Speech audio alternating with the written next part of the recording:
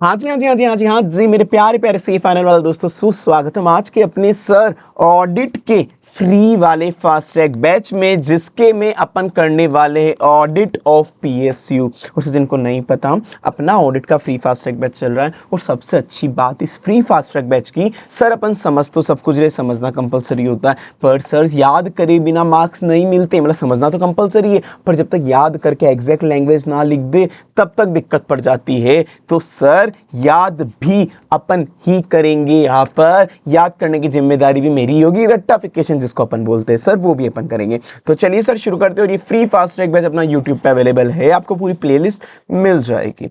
Sir मेरा नाम है CA Hemant Somani, I have secured all India rank 46 in CA final examination, CA foundation examination and many other examination, CA CPT in my time. चलो sir आइए। Sir overview of PSU. Sir ये PSU क्या होता है? इसके पहले एक बार बता दूं, तुम बार बार पूछते हो कि सर नोट्स वगैरह क्या है। ये देखो, ये बुक अगर तुमको लेनी हो तो ठीक है, वरना तुम आईसीएसएम से पढ़ सकते हो। बुक के सर अच्छे फीचर्स क्या है तुमको दिख रहे होंगे, पूरे चार्ट और टेबुलर फॉर्मेट में है। साथ में क्वेश्चन भी हाथों हाथ कवर है, क्वेश्चन भी इसी के कवर है। देखो क्वेश्चन भी तुमको दिखते जा रहे होंगे, तो जो टॉपिक हुआ जो उसके क्वेश्चन कवर है, उसको याद करने की ट्रिक भी कवर है, उसको याद करने की ट्रिक भी कवर है, जिससे मैं याद करूंगा। पूरी चार्ट टेबुलर फॉर्मेट में तुमको दिख रही होगी। ये टॉपिक कवर हो गया, ये उसकी ट्रिक कवर हो गया, अगर कोई क्वेश्चन होगा इसका तो नीचे जस्ट कवर हो जाएगा ऐसा। तो सब कुछ एक साथ कवर है। और ये पूरी की पूरी बुक आपको केवल 380 पेजेस में 100% ऑडिट कवर करा देगी। हाँ जी सर, क्वेश्चन भी कॉन्सेप्ट भी, मतलब क्वेश्चन कॉन्सेप्ट दोनों 380 पेजेस में as per ICA study material का कवरेज है। आप क्रॉस चेक करना, सब कुछ कवर करा है सर। ठीक है sir. And regarding notes sir, ये आप बार बार पूछो sir notes notes notes notes. अरे देखो सिंपल सी बात है यार, पूरी की पूरी बुक तो मैं आप लोगों के साथ नहीं शेयर कर सकता ना फ्री में। मेरी बात समझो यार, इतना कंटेंट लिया, सब कुछ लिया, पूरी बुक कैसे कैसे शेयर कर दूं भाई? मतलब थोड़ा तो समझो। पूरी बुक नहीं शेयर होती, पर हाँ नोट्स में ऐसा है कि जो इंपॉर्टेंट चैप्टर है जिसकी ज्यादा डिमांड आएगी, वो नोट्स आपको, वो वाले पीडीएफ भी आपको शेयर कर दी जाएगी पीडब्ल्यू ऐप पे। और जो नोट, जो एनोटेड नोट्स है, जो मैं लिख के दे रहा हूँ, कि जहां मुझे लगता है कि ये चार्ट फॉर्मेट में चाहिए, चार्ट फॉर्मेट में बनाना है, तुम लोगों को ये जरूरत होगी जो मैं लिख रहा हूँ, वो वाली लिखे हुए वाली स्पेसिफिक, वो भी मैं आपको पीडब्ल्यू ऐप पे दे दूंगा। वो वाली भी आपको पीडब्ल्यू ऐप पे मिल जाएगा। ठीक है ना, जहां जहां पे आपको वो वाली जरूरत है, पीडब्ल्यू ऐप पे मैं आपको प्रोवाइड करा दूंगा। चलिए सर आइए शुरू करते हैं। Sir introduction. सर पीएसयू क्या होता है? नहीं, सबसे पहले देखते हैं पीएसयू की ऑडिट अपने कोर्स में अलग से क्यों डाली। क्यों पीएसयू की कोर्स में डाली? जब हमने सर सारे स्टैंडर्ड्स ऑन ऑडिटिंग पढ़ लिए, सब कुछ हमने ऑडिट पढ़ लिया, पीएसयू की ऑडिट अलग से क्यों डाली? सर पीएसयू की ऑडिट डालने का मतलब ये था क्योंकि पीएसयू एक तरह से क्या होता है, अगर तुम्हारे दिमाग में थोड़ा सा भी कुछ आइडिया हो, ये एक तरह की गवर्नमेंट कंपनी टाइप मान लो, गवर्नमेंट कंपनी जिसको गवर्नमेंट कंट्रोल करती है। जैसे भेल हो गई, भेल नाम की कंपनी गवर्नमेंट है, या फिर जो रेलवे डिपार्टमेंट होते हैं, जो डिपार्टमेंट होते हैं गवर्नमेंट के, रेलवे डिपार्टमेंट हो गया या कोई सा भी डिपार्टमेंट हो गया, तो इनका क्या काम होता है? मतलब जो रेलवे डिपार्टमेंट वगैरह है, या गवर्नमेंट का कोई भी डिपार्टमेंट, लेट्स से कोई इंफ्रास्ट्रक्चर का जो भी डिपार्टमेंट जो रोडे वगैरह बनाता है, जो रोडे बनाता है, रेलवे मिनिस्ट्री वगैरह ये सब है, क्या होता है जो भी रोड ट्रांसपोर्ट मिनिस्ट्री वोटेवर। तो अब इनकी ऑडिट करना है, इनकी ऑडिट क्यों करनी है सर? मतलब इनके लिए अलग चैप्टर क्यों बना दिया जब हमने सारे स्टैंडर्ड्स ऑन ऑडिटिंग पढ़ लिए? सर जो बाकी स्टैंडर्ड्स ऑन ऑडिटिंग अपन ने पढ़े थे, उसके अंदर अपना स्पेसिफिक सारा ध्यान था कि अपन फाइनेंशियल स्टेटमेंट को चेक करेंगे। अपन किसको चेक करेंगे? जब नॉर्मल कंपनी की ऑडिट कर रहे हैं, नॉर्मल रिलायंस की ऑडिट कर रहे हैं, जो नॉर्मल कंपनी है एक, ठीक है, उसमें अपन रिलायंस की ऑडिट कर रहे थे, केवल फाइनेंशियल स्टेटमेंट देखते थे कि उसने financial statement true and fair बनाया नहीं बना, ये काम होता था। अपन उसके बिजनेस डिसीजन को नहीं देखते थे, अपन उसके जो बिजनेस डिसीजन है रिलायंस के, कि उसने कोई भी बिजनेस कर रहा है वो अच्छे से कर रहा है नहीं कर रहा है। तो रिलायंस के केस में बिजनेस डिसीजन अपन नहीं देखते थे कि कोई भी बिजनेस कर रहा है, उसने कहीं पे भी कोई एक्सपेंडिचर करा है, कहीं पे भी कोई एक्सपेंडिचर करा है तो सही, मतलब उसकी जरूरत थी क्या उस एक्सपेंडिचर करने की, बिना फालतू का पैसा तो नहीं उड़ा रहा, उसकी इच्छा रिलायंस की, अच्छा रिलायंस का पैसा उड़ाना है जो उड़ा, बस उसने जो भी पैसा उड़ाया है उसकी अकाउंटिंग सही करी, उसकी अकाउंटिंग सही करी, अपने को ये काम था। पर सर अपन को इसमें रेलवे डिपार्टमेंट में, इंफ्रास्ट्रक्चर डिपार्टमेंट में, इनमें पता है अपन स्पेसिफिकली क्या देखेंगे इनमें? क्योंकि हमारा पब्लिक का पैसा इन्वॉल्व है इनमें, क्योंकि हमारा पब्लिक का पैसा इन्वॉल्व है, पब्लिक का पैसा इन्वॉल्व है। क्योंकि सर ये जो चल रहे रेलवे डिपार्टमेंट, इंफ्रास्ट्रक्चर, रोडे वगैरह बन रही है, वो मेरे जैसे, आपके जैसे, आप जैसे चोर है, सारे के सारे सीए बैठे हो, चोर हो तुम लोग तो, है ना? तो यह पब्लिक का पैसा, इन सबका पैसा इन्वॉल्व होता है। तो सर टैक्स, जो मैं टैक्स दे रहा हूं, उन्हीं से तो रोडे बन रही है, उन्हीं से तो इंफ्रास्ट्रक्चर बन रहा है, उन्हीं से तो पूरी गवर्नमेंट, पूरा इंडिया सब कुछ मैनेज हो रहा है अपने टैक्स के पैसों से। तो तुम जब पब्लिक का पैसा कहीं पे खर्च कर रहे हो, तुम जब पब्लिक का पैसा कहीं पे खर्च कर रहे हो, तो ध्यान से करो, तो ध्यान से सोच समझ के करो। हर कहीं पे पब्लिक का पैसा उड़ाओ मत, हर कहीं पे पब्लिक का पैसा उड़ाओ मत। तो इसीलिए जो भी पीएसयूज होते हैं, उनके लिए कुछ अपन को एक्स्ट्रा चीजें और देखनी होती है। उनके लिए मतलब अपन फाइनेंशियल स्टेटमेंट की ऑडिट तो करेंगे ही करेंगे, फाइनेंशियल स्टेटमेंट को तो चेक करेंगे ही करेंगे, पर उसके अलावा 3-4 तरीके की ऑडिट और होती है, 3-4 तरह की ऑडिट और होती है। Comprehensive audit, performance audit, proprietary audit, जिनमें अपन पता करेंगे, जिनमें अपन पता पड़ेंगे कि कहीं पर भी गवर्नमेंट ने इंफ्रास्ट्रक्चर बनाया है तो असली में उधर बनाने की जरूरत थी क्या। जयपुर के अंदर अगर कोई, तुम लोग जयपुर में हो, जयपुर में एक मेट्रो बनाई हुई है, कहाँ मानसरोवर से कहाँ चलती है वो मैं भूल गया, तो वो जो जहाँ मेट्रो बनाई है, क्या उसकी असली में जरूरत थी? अरे भाई कोई उधर जाता ही नहीं है, जनरली उधर जाता ही नहीं है, तो तुमने वेस्टफुल एक्सपेंडिचर कर दिया। क्या कर दिया? वेस्ट कर दिया, पैसे को वेस्ट कर दिया, पब्लिक के पैसे को वेस्ट कर दिया। तो वो चेक करेंगे कहीं पे भी पब्लिक के पैसे को वेस्ट कराए क्या, जो भी खर्च कराए पब्लिक के पैसों से वो प्रॉपर्ली ऑथोराइज तो था ना पार्लियामेंट वगैरह से, तो वो सारी चीजें अपन चेक करेंगे। इसलिए क्योंकि पब्लिक का पैसा इन्वॉल्व है, इसलिए अपन यहाँ पर इसको बहुत सारी चीजें एक्स्ट्रा देखेंगे। चलो सर आइए अब शुरू करते, एक बेस बन गया तुम्हारा। अब आ जाओ सर, पीएसयू क्या होता है? फालतू बात है, पीएसयू कुछ नहीं, जो फंडामेंटली या तो ओन गवर्नमेंट करती है, उसको कंट्रोल गवर्नमेंट करती है। फंडामेंटली ओन गवर्नमेंट करती है, कंट्रोल गवर्नमेंट करती है, या तो स्टेट गवर्नमेंट या सेंट्रल गवर्नमेंट, या स्टेट गवर्नमेंट या सेंट्रल गवर्नमेंट, या दोनों मिला के, या दोनों मिला के। तो फंडामेंटली जो इंडिया में या तो गवर्नमेंट उसको ओन करती है या कंट्रोल करती है, बात खत्म।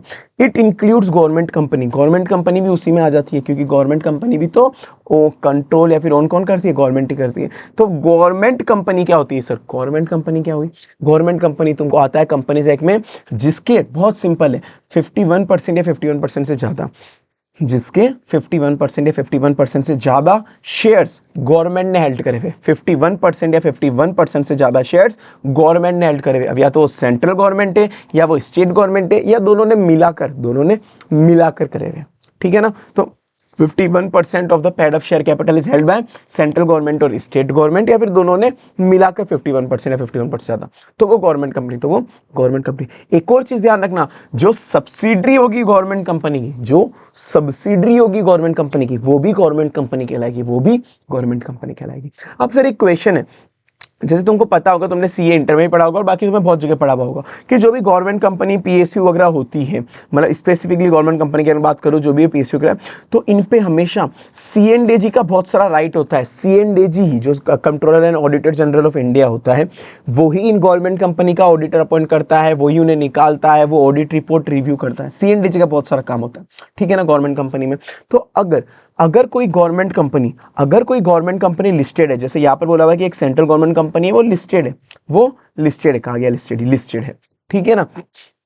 तो उस केस के अंदर लिस्टेड कंपनी है, तो इस कंपनी वाले क्या बोल रहे हैं कि क्योंकि हम लिस्टेड कंपनी है तो हमारे पे बीएससी एनएससी लगता है, हमारे पे बीएससी एनएससी वगैरह लगता है, सेबी वगैरह की लोन रेगुलेशन लगता है, सेबी का। तो इसीलिए हम पे कोई भी सीएनडीजी, जो हम पे सीएनडीजी है ना, वो सीएनडीजी हम पे कोई भी अधिकार नहीं जमाएगा। सीएनडीजी हम पे कोई भी, उसकी कोई भी रोल एंड रिस्पॉन्सिबिलिटी नहीं है हमको लेके, क्योंकि हम लिस्टेड कंपनी, हम गवर्नमेंट कंपनी तो है पर हम लिस्टेड कंपनी है। तो क्या सीएनडीजी का उन पे कोई अधिकार नहीं होता? अरे भाई भाड़ में गया, लिस्टेड हो या नहीं, सीएनडीजी तो अपना काम करेगा। सीएनडीजी का पूरा अधिकार होगा इस कंपनी पे, सीएनडीजी पे का पूरा अधिकार होगा इस कंपनी पे। चाहे तुम लिस्टेड हो, ठीक है, लिस्टिंग वाली रिक्वायरमेंट पूरी करो तुम्हारी, पर सीएनडीजी का पूरा अधिकार इस पे होगा, ठीक है ना। Listing of company share is irrelevant. Role of C and AG, अब सीएनडीजी का रोल क्या होता है सर गवर्नमेंट ऑडिट के अंदर? सीएनडीजी तुमको पता है कि सीएनडीजी का मेन काम क्या होता है? जितने भी कंपनी एक्ट के जो ऑडिटर होते हैं, कंपनीज के जो गवर्नमेंट कंपनीज के ऑडिटर, उनको वही अपॉइंट करता है, उनका वही रिमूव करता है, उनके बारे में बहुत सारी चीजें, उनके नई नई डायरेक्शन देता है, वो सब देता है। अभी अपन पढ़ेंगे, नीचे आएगा, ठीक है ना, ये गवर्नमेंट कंपनी के केस के अंदर। अब सर वही सीएनडीजी का मेन होता है कि सीएनडीजी के बारे में जानते हैं। सीएनडीजी के बारे में जानना मतलब जो भी कंट्रोलर जनरल ऑफ इंडिया होता है, उसको अपॉइंट कौन करता है, रिमूव कौन करता है, सैलरी क्या होती है, अपॉइंट कौन करता है, रिमूव कौन करता है, उसका काम क्या होता है, सॉरी, अपॉइंट कौन करता है, रिमूव कौन करता है, उसका काम क्या होता है, अपॉइंट कौन करता है, रिमूव कौन करता है, उसका काम क्या होता है, अपॉइंट कौन करता है, रिमूव कौन करता है, रिमूव वाला ये पॉइंट भी रिमूव का, ये पॉइंट भी रिमूव का, ये तो अपॉइंट कौन करता है, रिमूव कौन करता है, उसका काम क्या होता है, उसका काम क्या होता है, उसका, ठीक है। मैं एक और चीज बताता हूं तुमको पहले, इसके पहले सर देखो, दो तरह के पीएसयू होते हैं, एक तो स्टेट गवर्नमेंट ने जिसको हेल्ड करा हुआ, मतलब शेयर जिसके, एक तो स्टेट गवर्नमेंट ने जिसके शेयर्स हेल्ड करे हुए हो, या फिर एक जिसके सेंट्रल गवर्नमेंट ने शेयर्स हेल्ड करे हुए हो, मतलब सेंट्रल गवर्नमेंट जो अपने भी बीजेपी वगैरह जो भी व्हाटएवर है, ठीक है ना। तो सेंट्रल गवर्नमेंट ने अगर कोई शेयर हेल्ड करे हुए, सेंट्रल गवर्नमेंट शेयर हेल्ड करे हुए, तो उसकी रिपोर्ट जाती है प्रेसिडेंट के पास, उसकी ऑडिट रिपोर्ट की ऑडिट कर दी, सीएनडीजी ने उसकी ऑडिट कर दी, सीएनडीजी ने उसकी ऑडिट कर दी। तो सीएनडीजी ने जो ऑडिट करके ऑडिट रिपोर्ट बनाई है वो प्रेसिडेंट के पास जाती है अपने, मतलब वो पार्लियामेंट में जाएगी, मतलब वो पार्लियामेंट में अपन को उसको ले डाउन करना पड़ेगा, पार्लियामेंट में उसको ले डाउन करना पड़ेगा। यही अगर स्टेट गवर्नमेंट ने उसके अगर शेयर हेल्ड करे हुए तो वो जाती है स्टेट गवर्नर के पास, स्टेट गवर्नर के पास। हर एक स्टेट का अलग अलग गवर्नर होता है, तो वो स्टेट गवर्नर के पास जाती है और वो कहाँ जाएगी, स्टेट लेजिस्लेटिव असेंबली में, state legislative assembly, state legislative assembly में जाएगी। ठीक है, तो बस ये लिख लेना कि अगर सेंट्रल गवर्नमेंट ने अगर शेयर होल्ड करे हुआ है तो उसकी ऑडिट रिपोर्ट कौन देखेगा, उसकी ऑडिट रिपोर्ट प्रेसिडेंट देखेगा, पार्लियामेंट के अंदर ले डाउन होगी। ये अगर स्टेट गवर्नमेंट ने हेल्ड करा हुआ है तो स्टेट गवर्नमेंट का स्टेट गवर्नर के पास जाएगी, स्टेट लेजिस्लेटिव असेंबली में अपन उसको दिखाएंगे, प्रेजेंट करेंगे। ठीक है सर, तो अपन अभी सीएनडीजी के फ्रेमवर्क पे थे कि उसका रोल क्या होता है, उसका फ्रेमवर्क क्या होता है, उसको अपॉइंट कौन करेगा, रिमूव कौन करेगा, उसका काम क्या होता है, उसको अपॉइंट कौन करेगा, रिमूव कौन करेगा, उसका काम क्या होता है, उसको अपॉइंट कौन करेगा, रिमूव कौन करेगा, उसका काम क्या होता है।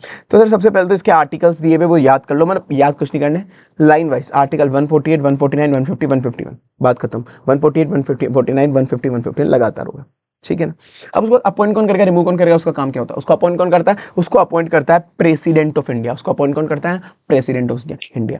उसको रिमूव कौन करेगा, उसको रिमूव कौन करेगा। उसके साथ में सैलरी जो होती है ना, सैलरी भी प्रेसिडेंट ही उसकी डिसाइड करता है, अपॉइंट भी प्रेसिडेंट करता है। अपॉइंट करने के साथ साथ उसको सैलरी भी बता देगा, जब उसको अपॉइंट करेगा उसको सैलरी भी बता देगा कि तेरी सैलरी इतनी है, तो उसकी सैलरी भी प्रेसिडेंट ही डिसाइड करता है पार्लियामेंट में, मतलब वो पार्लियामेंट में डिसाइड होगी ओवरऑल। ठीक है ना, पार्लियामेंट में डिसाइड होती है उसकी सैलरी। चलो, तो उसको अपॉइंट कौन करता है, रिमूव कौन करेगा, अपॉइंट प्रेसिडेंट करता है। रिमूव कौन करेगा, मतलब रिमूव उसको तभी कर सकते हैं जब उसने कोई मिसबिहेवियर कर दिया हो, जो प्रूव हो गया हो मिसबिहेवियर, प्रूवन मिसबिहेवियर, या फिर वो इनकेपेबल हो गया, वो इनकैपेसिटी में आ गया, वो इनकेपेबल हो गया। ठीक है, तो उससे रिमूव कब होगा, जब प्रूवन मिसबिहेवियर हो गया, इनकैपेसिटी हो गई, प्रूवन मिसबिहेवियर हो गया, इनकैपेसिटी हो गई, प्रूवन मिसबिहेवियर हो गया, इनकैपेसिटी हो गई, प्रूवन मिसबिहेवियर हो गया, इनकैपेसिटी हो गई। या फिर वो रिमूव हो जाएगा जब उसने उसका मैक्सिमम टर्म कंप्लीट कर लिया। मैक्सिमम टर्म कितना सर्व कर सकता है, या तो वो 6 साल तक लगातार सीएनडीजी रह सकता है, या फिर अप टू 65 ईयर एज। अगर उसने लगातार सीएनडीजी की पोजीशन 6 साल तक होल्ड कर ली तो उसको निकलना पड़ेगा। या फिर age of 65 year, whichever is earlier, कि 65 ईयर्स का वो हो गया, मतलब थोड़ा एज में हो गया, थोड़ा वृद्ध हो गया वो बंदा, तो मतलब बुढ़ा हो गया थोड़ा सा यार, तो अब उसको निकलना पड़ेगा, विच एवर इज अर्लियर। ठीक है सर। तो सर रिमूव कब करेंगे उसको, या तो रिमूव उसको करेंगे प्रूवन मिसबिहेवियर हो गया, या इनकैपेसिटी हो गई है, या फिर 6 साल का उसका टर्म पूरा हो गया, या फिर 65 ईयर की एज का हो गया, तो उसको निकलना पड़ेगा। वो रिजाइन भी अगर करेगा तो प्रेसिडेंट को रिजाइन भी दे सकता है, प्रेसिडेंट को बता के कि मैं रिजाइन दे रहा हूं। ठीक है सर, तो उसको अपॉइंट कौन करेगा, प्रेसिडेंट, मतलब निकलेगा भी वो एक तरह से प्रेसिडेंट को रिजाइन देके, तो अपॉइंट कौन करेगा, प्रेसिडेंट। और उस काम और निकलेगा कैसे, अपॉइंट कौन करेगा, निकालेगा कौन, अपॉइंट कौन करेगा, निकालेगा कौन, उसका काम क्या होगा, निकालेगा कौन, प्रूवन मिसबिहेवियर या इनकैपेसिटी, या फिर 6 ईयर का टर्म हो 65 ईयर। अब उसका काम क्या होता है, उसका काम ये होता है कि जितने भी यूनियन या फिर स्टेट गवर्नमेंट है, जो सबके अपने अपने गवर्नमेंट चल रहे हैं, गवर्नमेंट डिपार्टमेंट है, सब कुछ है, गवर्नमेंट डिपार्टमेंट पीएसयू से, तो उसका काम होता है सीएनडीजी का, जितनी भी उनकी books of accounts related duty है ना, जितनी भी उनके books of accounts related duty है, कि वो जो भी गवर्नमेंट है या फिर गवर्नमेंट के डिपार्टमेंट है, वो कौन कौन से बुक्स ऑफ अकाउंट्स बनाएंगे, किस फॉर्मेट में बनाएंगे वो बुक्स ऑफ अकाउंट्स, वो सब कुछ वही बताएगा। उनकी ऑडिट भी वही करेगा, उनकी ऑडिट करके वो प्रेसिडेंट को भी वही देगा, प्रेसिडेंट को मतलब पार्लियामेंट वगैरह में भी वही देगा। तो मतलब जितने भी यूनियन और स्टेट गवर्नमेंट है जो भी हैं, उन सब के लिए उसकी रिस्पॉन्सिबिलिटी, उन सबके बुक्स ऑफ अकाउंट्स के लिए उनकी रिस्पॉन्सिबिलिटी है। वो बताएंगे कि आप उनके जितनी भी रिस्पॉन्सिबिलिटी बुक्स ऑफ अकाउंट्स के लिए वो नहीं की है, कि वो बताएगा कि किस फॉर्मेट में आपको बुक्स ऑफ अकाउंट्स मेंटेन करना है, उसकी ऑडिट करके प्रेसिडेंट को भी वही देगा, तो उसकी बुक्स ऑफ अकाउंट्स रिलेटेड सारी रिस्पॉन्सिबिलिटी उसकी है। ये देखो, power in relation to the books of accounts, मतलब accounts of the union and state, जितनी भी यूनियन स्टेट गवर्नमेंट है सबके लिए अकाउंट्स के लिए उसी की रिस्पॉन्सिबिलिटी है। वो इवन फॉर्मेट भी बताएगा, मतलब form in which account should be maintain, prescribe करेगा वो form in which account should be maintain. और बाद में जब ऑडिट हो जाएगी तो उसकी ऑडिट रिपोर्ट वो प्रेसिडेंट या फिर स्टेट गवर्नर को देगा, ऑडिट रिपोर्ट जब उसकी हो जाएगी। ठीक है सर, तो ये तीनों हो गए उसके काम, ये तीनों काम के पॉइंट हो गए। तो उसको अपॉइंट कौन करेगा, रिमूव कौन करेगा, काम क्या करेगा, अपॉइंट कौन करता है, प्रेसिडेंट करता है, रिमूव कौन करेगा, या तो प्रूवन मिसबिहेवियर, इनकैपेसिटी, या फिर 6 ईयर और 65 ईयर एज। और काम क्या करेगा सर, जो भी books of accounts related responsibility है यूनियन स्टेट गवर्नमेंट की वो उसी की होती है। उनको इवन वो फॉर्म ऑफ अकाउंट्स भी बताता है कि किस फॉर्मेट में उसको मेंटेन करनी है। इवन उसकी जो ऑडिट रिपोर्ट होती है वो प्रेसिडेंट गवर्नर को देते हैं।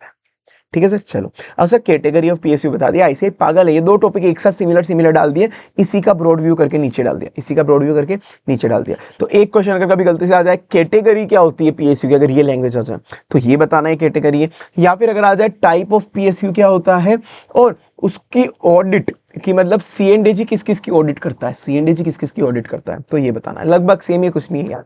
तो देखो पीएसयू कितने तरह के हो सकते हैं। पीएसयू गवर्नमेंट की जितने भी डिपार्टमेंट होते हैं, गवर्नमेंट के जो भी डिपार्टमेंट होते हैं वो पीएसयू होते हैं, गवर्नमेंट के जो भी डिपार्टमेंट है। लेट से जो पार्सल एक्टिविटीज जो होती है गवर्नमेंट के जो भी डिपार्टमेंट्स होते हैं, रेलवे डिपार्टमेंट हो गया, पोस्ट ऑफिस डिपार्टमेंट हो गया, तो पार्सल वही तो होता है कि पार्सल इधर से उधर करना, तो पोस्ट ऑफिस डिपार्टमेंट हो गया, ये जो भी डिपार्टमेंट है, जो भी डिपार्टमेंट है, तो गवर्नमेंट के जो भी डिपार्टमेंट है वो भी पीएसयू आ गए, इंक्लूडिंग पार्सल डिपार्टमेंट। साथ में जो गवर्नमेंट कंपनी होती है, जो कंपनी अपन ने पढ़ी, जो गवर्नमेंट कंपनी जिनके शेयर गवर्नमेंट ओन करती है, वो भी पीएसयू हो गया। साथ में कोई भी कॉर्पोरेशन जो स्पेसिफिक एक्ट के अंदर सेटअप हुई है, पार्लियामेंट ने सेटअप करी है एलआईसी पार्लियामेंट ने सेटअप करी है, लाइफ इंश्योरेंस कॉर्पोरेशन, तो वो एक स्पेसिफिक एक्ट, एलआईसी का एक एक्ट पास हुआ है पूरी पार्लियामेंट में, तो एक स्पेसिफिक एक्ट में कोई कंपनी पास आउट बनी है तो वो भी पीएसयू कहलाएगी, वो भी पीएसयू कहलाएगी। तो ठीक है यार, गवर्नमेंट डिपार्टमेंट याद कर लो, गवर्नमेंट डिपार्टमेंट याद कर लो, government company, government department, railway department याद कर लो कि वो पीएसयू है। फिर गवर्नमेंट कंपनी जो भेल सेल होती है, भेल सेल, हिंदुस्तान जिंक तो अब गवर्नमेंट फिर भी नहीं रही, हालांकि भेल सेल वगैरह ये जो भी होती है, इंडियन ऑयल वगैरह, ये हो गई। ठीक है, उसके बाद एलआईसी याद कर लो, एलआईसी जो स्पेशल एक्ट में बनी, जो स्पेशल एक्ट में बनी। ठीक है, अब ये वो उसी को बड़ा चढ़ा के कि टाइप ऑफ पीएसयू क्या होता है या फिर किस किस कंपनी की ऑडिट सीएनडीजी करता है, किस किस ऑर्गेनाइजेशन की ऑडिट।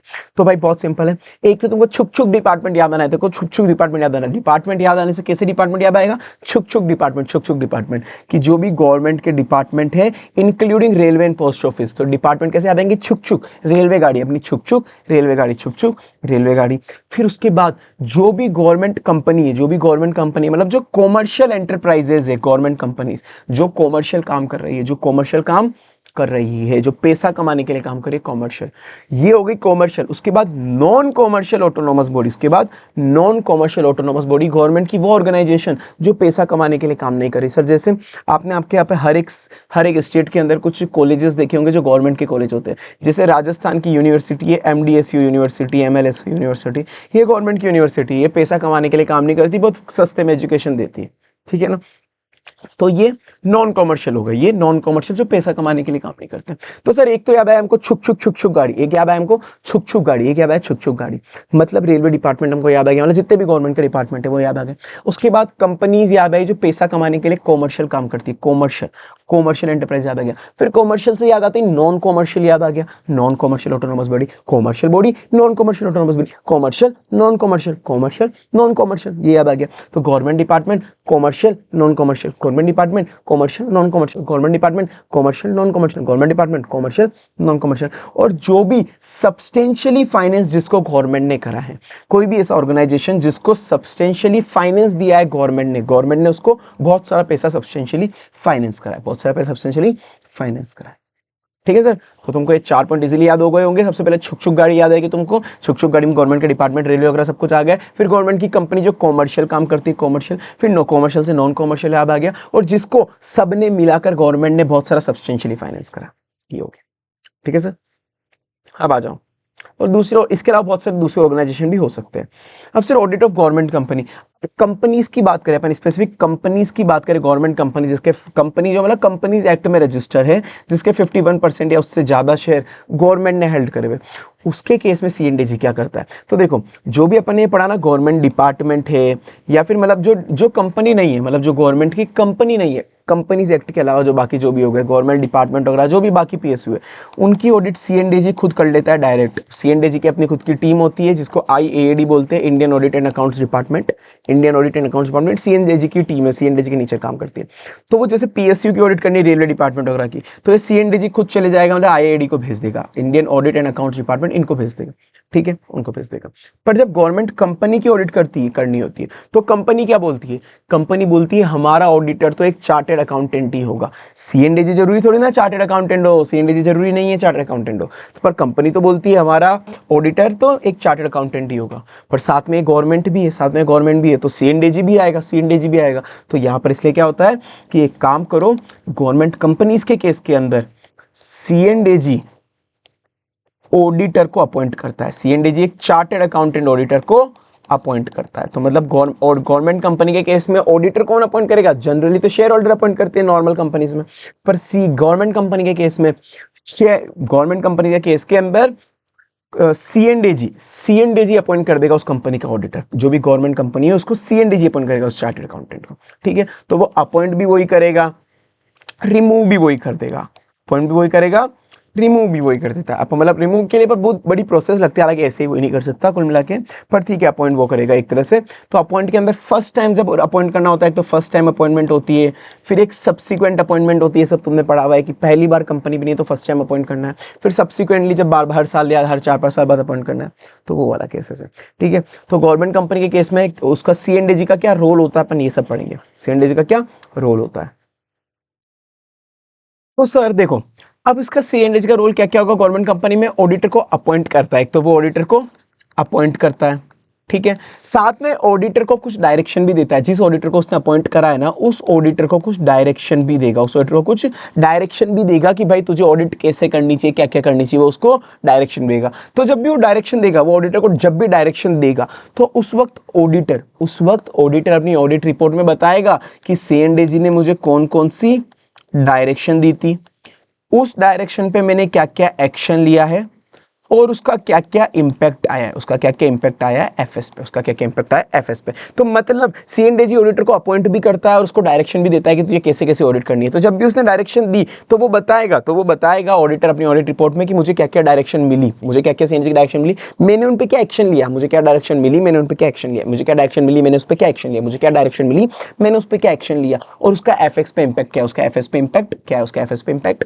क्या है, वो सब अपन को बताना पड़ेगा, मतलब उस ऑडिटर को बताना पड़ेगा। तो उसको अपॉइंट कौन करता है? डायरेक्शन मिलेगी। और साथ में सर एक और चीज क्या होती है कि जब भी, चलो पहले ये देख लेते हैं एक बार कि ये देखो अपॉइंट री अपॉइंट भी सी करता है, उसके उसको 1 सेक्शन 139 सबसेक्शन 5 और 7 के अंदर 5 होता है फर्स्ट बार जब अपॉइंट करता है, 7 सब्सिक्वेंट अपॉइंट करता है।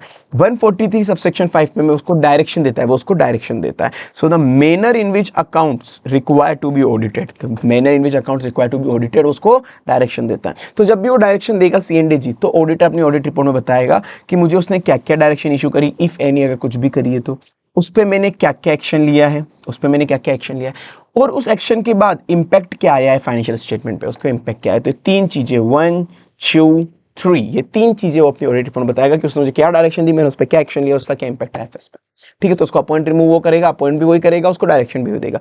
अब सर जब ये वाली ऑडिट हो गई, जो कंपनीज एक्ट की ऑडिट होती है वो हो गई, तो जैसे इसका ऑडिट रिपोर्ट आई, जैसे इसकी ऑडिट रिपोर्ट सी के पास आई, जैसे इसकी ऑडिट रिपोर्ट सी के पास आई कि ये कंपनीज एक्ट वाला ऑडिटर था, ये कंपनीज एक्ट वाला ऑडिटर था, इस कंपनीज एक्ट वाले ऑडिटर ने जैसी सी को रिपोर्ट दी, जैसी सी को ऑडिट रिपोर्ट दी, तो सी को अगर लगा कि यार नहीं कुछ तो गड़बड़ है, सी को लगा कुछ तो गड़बड़ है, उसको एक सप्लीमेंट्री ऑडिट और करानी है, एक और सप्लीमेंट्री ऑडिट और करानी है इसी के किसी भी मैटर के लिए, किसी भी कंपनी में किसी भी मैटर के लिए सप्लीमेंट्री ऑडिट करानी, तो सी वो भी करा सकता है। या तो वो इसी ऑडिटर को बोल देगा, कि सप्लीमेंट्री कुछ एडिशनल ऑडिट और कर, या वो किसी और को भी अपॉइंट कर सकता है, या फिर किसी और को भी अपॉइंट कर सकता है। तो see within 60 days of receipt of report, within 60 days of receipt of report, जैसे ये कंपनीज एक्ट की ऑडिट रिपोर्ट मिली,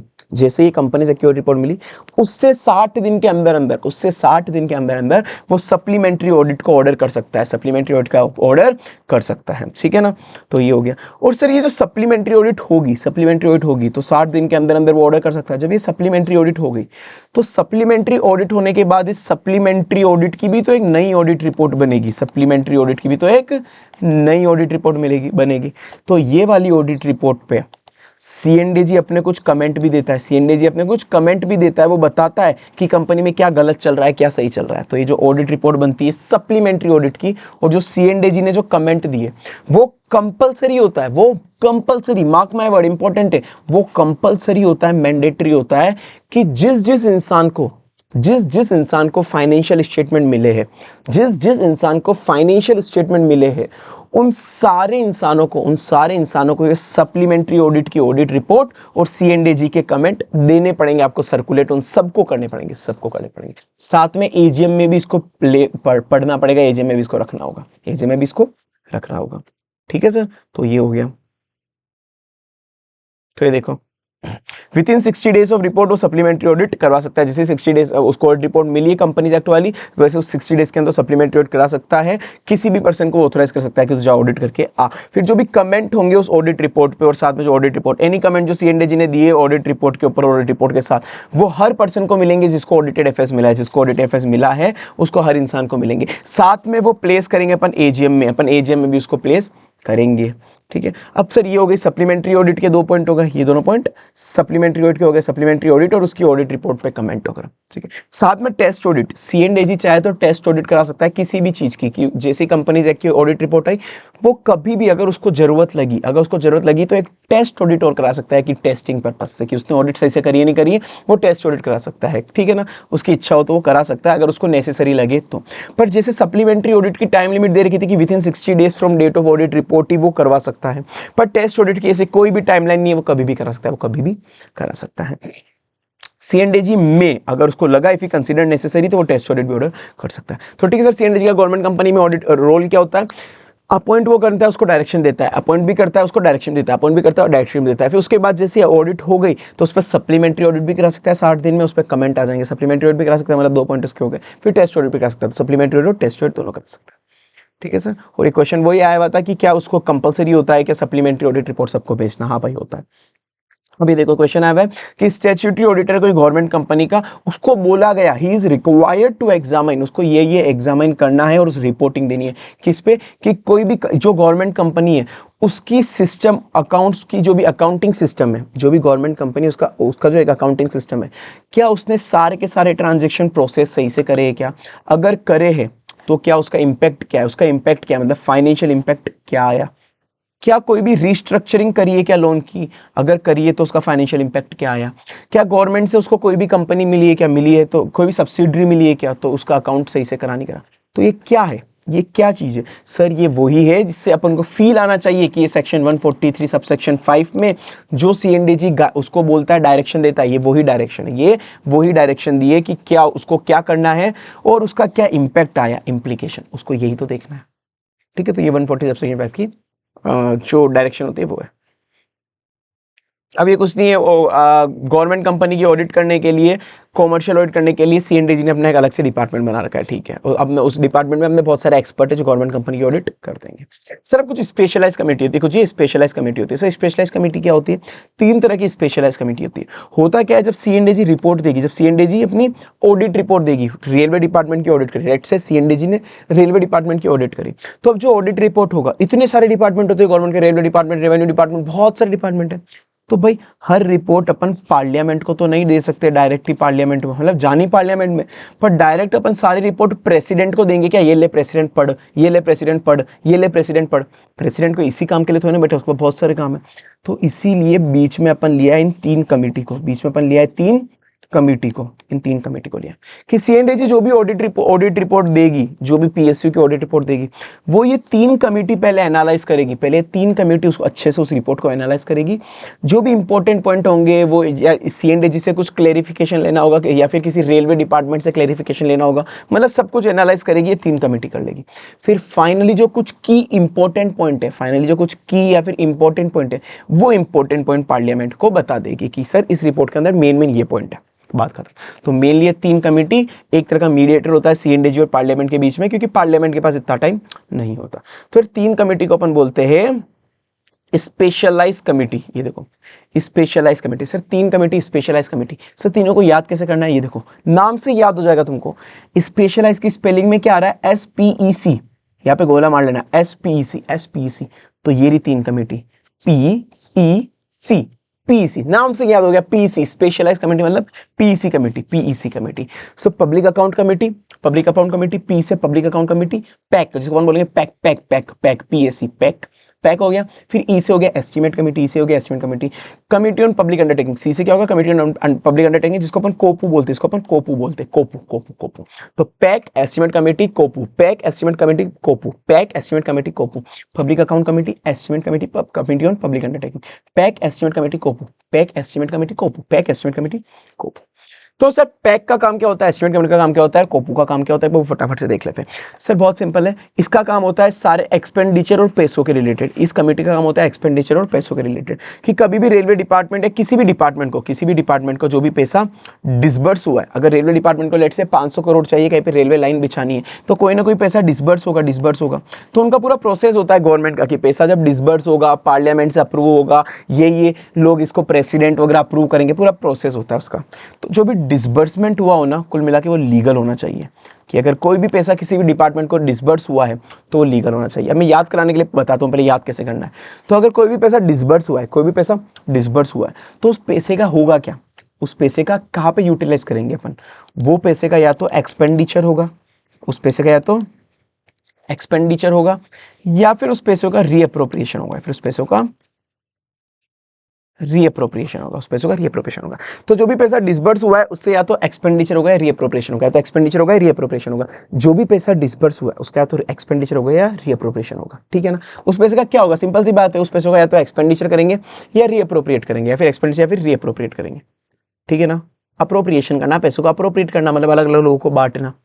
तो सर पैसा जो भी डिसबर्स होना चाहिए वो लीगली होना चाहिए। पैसा जो भी आपने डिसबर्स हुआ है, तो प्रेसिडेंट से एक तरह से डिसबर्स करा रेलवे डिपार्टमेंट को 500 करोड़ चाहिए था, तो जिसने भी डिसबर्स करा है प्रेसिडेंट का अप्रूव होना चाहिए, मतलब लीगली डिसबर्स होना चाहिए। फिर जो भी एक्सपेंडिचर होगा वो हर कोई रेलवे डिपार्टमेंट अब एक्सपेंडिचर करेगा कुछ, तो वो एक्सपेंडिचर भी ऑथोराइज होना चाहिए,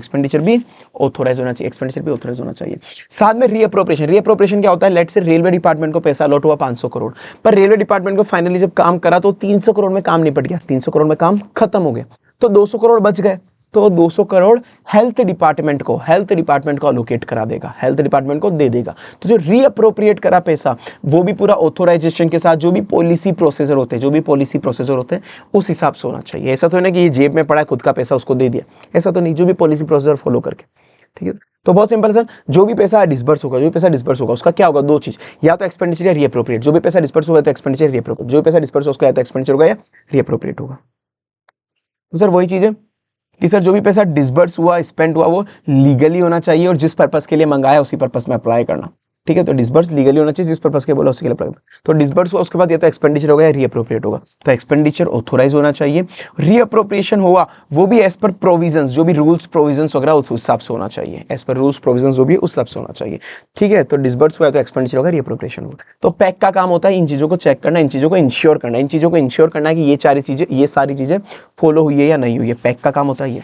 सर एस्टीमेट कमेटी का काम क्या होता है, एस्टीमेट कमेटी का काम होता है कि कोई भी मैंने पॉलिसी लगाई, गवर्नमेंट बहुत सारी पॉलिसी लाती रहती है, पॉवर्टी एलिमिनेट करने के लिए, एजुकेशन बढ़ाने के लिए, बहुत सारी पॉलिसी। तो जो भी मैंने पॉलिसी लगाई, तो पॉलिसी लगाने के पहले मैंने कुछ एस्टीमेट करा होगा, गवर्नमेंट ने कुछ एस्टीमेट करा होगा कि ये पॉलिसी लगाने के बाद इतना इंप्रूवमेंट आ जाएगा कि 1 लाख लोगों को जॉब मिल जाएगी, 1 लाख लोगों को एम्प्लॉयमेंट मिल जाएगा, 10 करोड़ लोगों को गरीबी मिट जाएगी। कुछ एस्टीमेट करा होगा पॉलिसी लगाने के पहले कुछ एस्टीमेट करा होगा कि इसका क्या बेनिफिट होगा। तो अब ये एस्टीमेट कमेटी देखेगी कि जो इन्होंने एस्टीमेट करा था असली में उतना इंप्रूवमेंट आया या नहीं आया, या फिर कोई अल्टरनेट पॉलिसी लगा सकते थे, कि इसकी जगह ये पॉलिसी लगाते तो ज्यादा इंप्रूवमेंट आता। तो इसका यही काम होता है कि report what economies and improvement, economy और इंप्रूवमेंट या एफिशिएंसी क्या आई, इज कंसिस्टेंट है क्या, जो हमने सोचा था, अंडरलाइन द एस्टीमेट, पॉलिसी के जो हमने एस्टीमेट लिए थे उसी के हिसाब से इंप्रूवमेंट आए या नहीं आए, तो जो इंप्रूवमेंट है वो कंसिस्टेंट है क्या पॉलिसी के हमने जो एस्टीमेट करते थे, तो जो सोचा था वैसे इंप्रूवमेंट आए क्या, साथ में या फिर वैसे नहीं आए तो क्या कोई अल्टरनेटिव, या फिर इससे अच्छा कोई अल्टरनेटिव पॉलिसी लगा सकते थे क्या, जो सोचा था वैसा ही हुआ क्या, और या फिर कोई अल्टरनेट पॉलिसी लगा सकते थे, जो सोचा था वैसा ही हुआ क्या, कोई अल्टरनेट पॉलिसी लगा सकते थे, जो सोचा था वैसा ही हुआ या कोई अल्टरनेट पॉलिसी लगा सकते थे, ठीक है सर।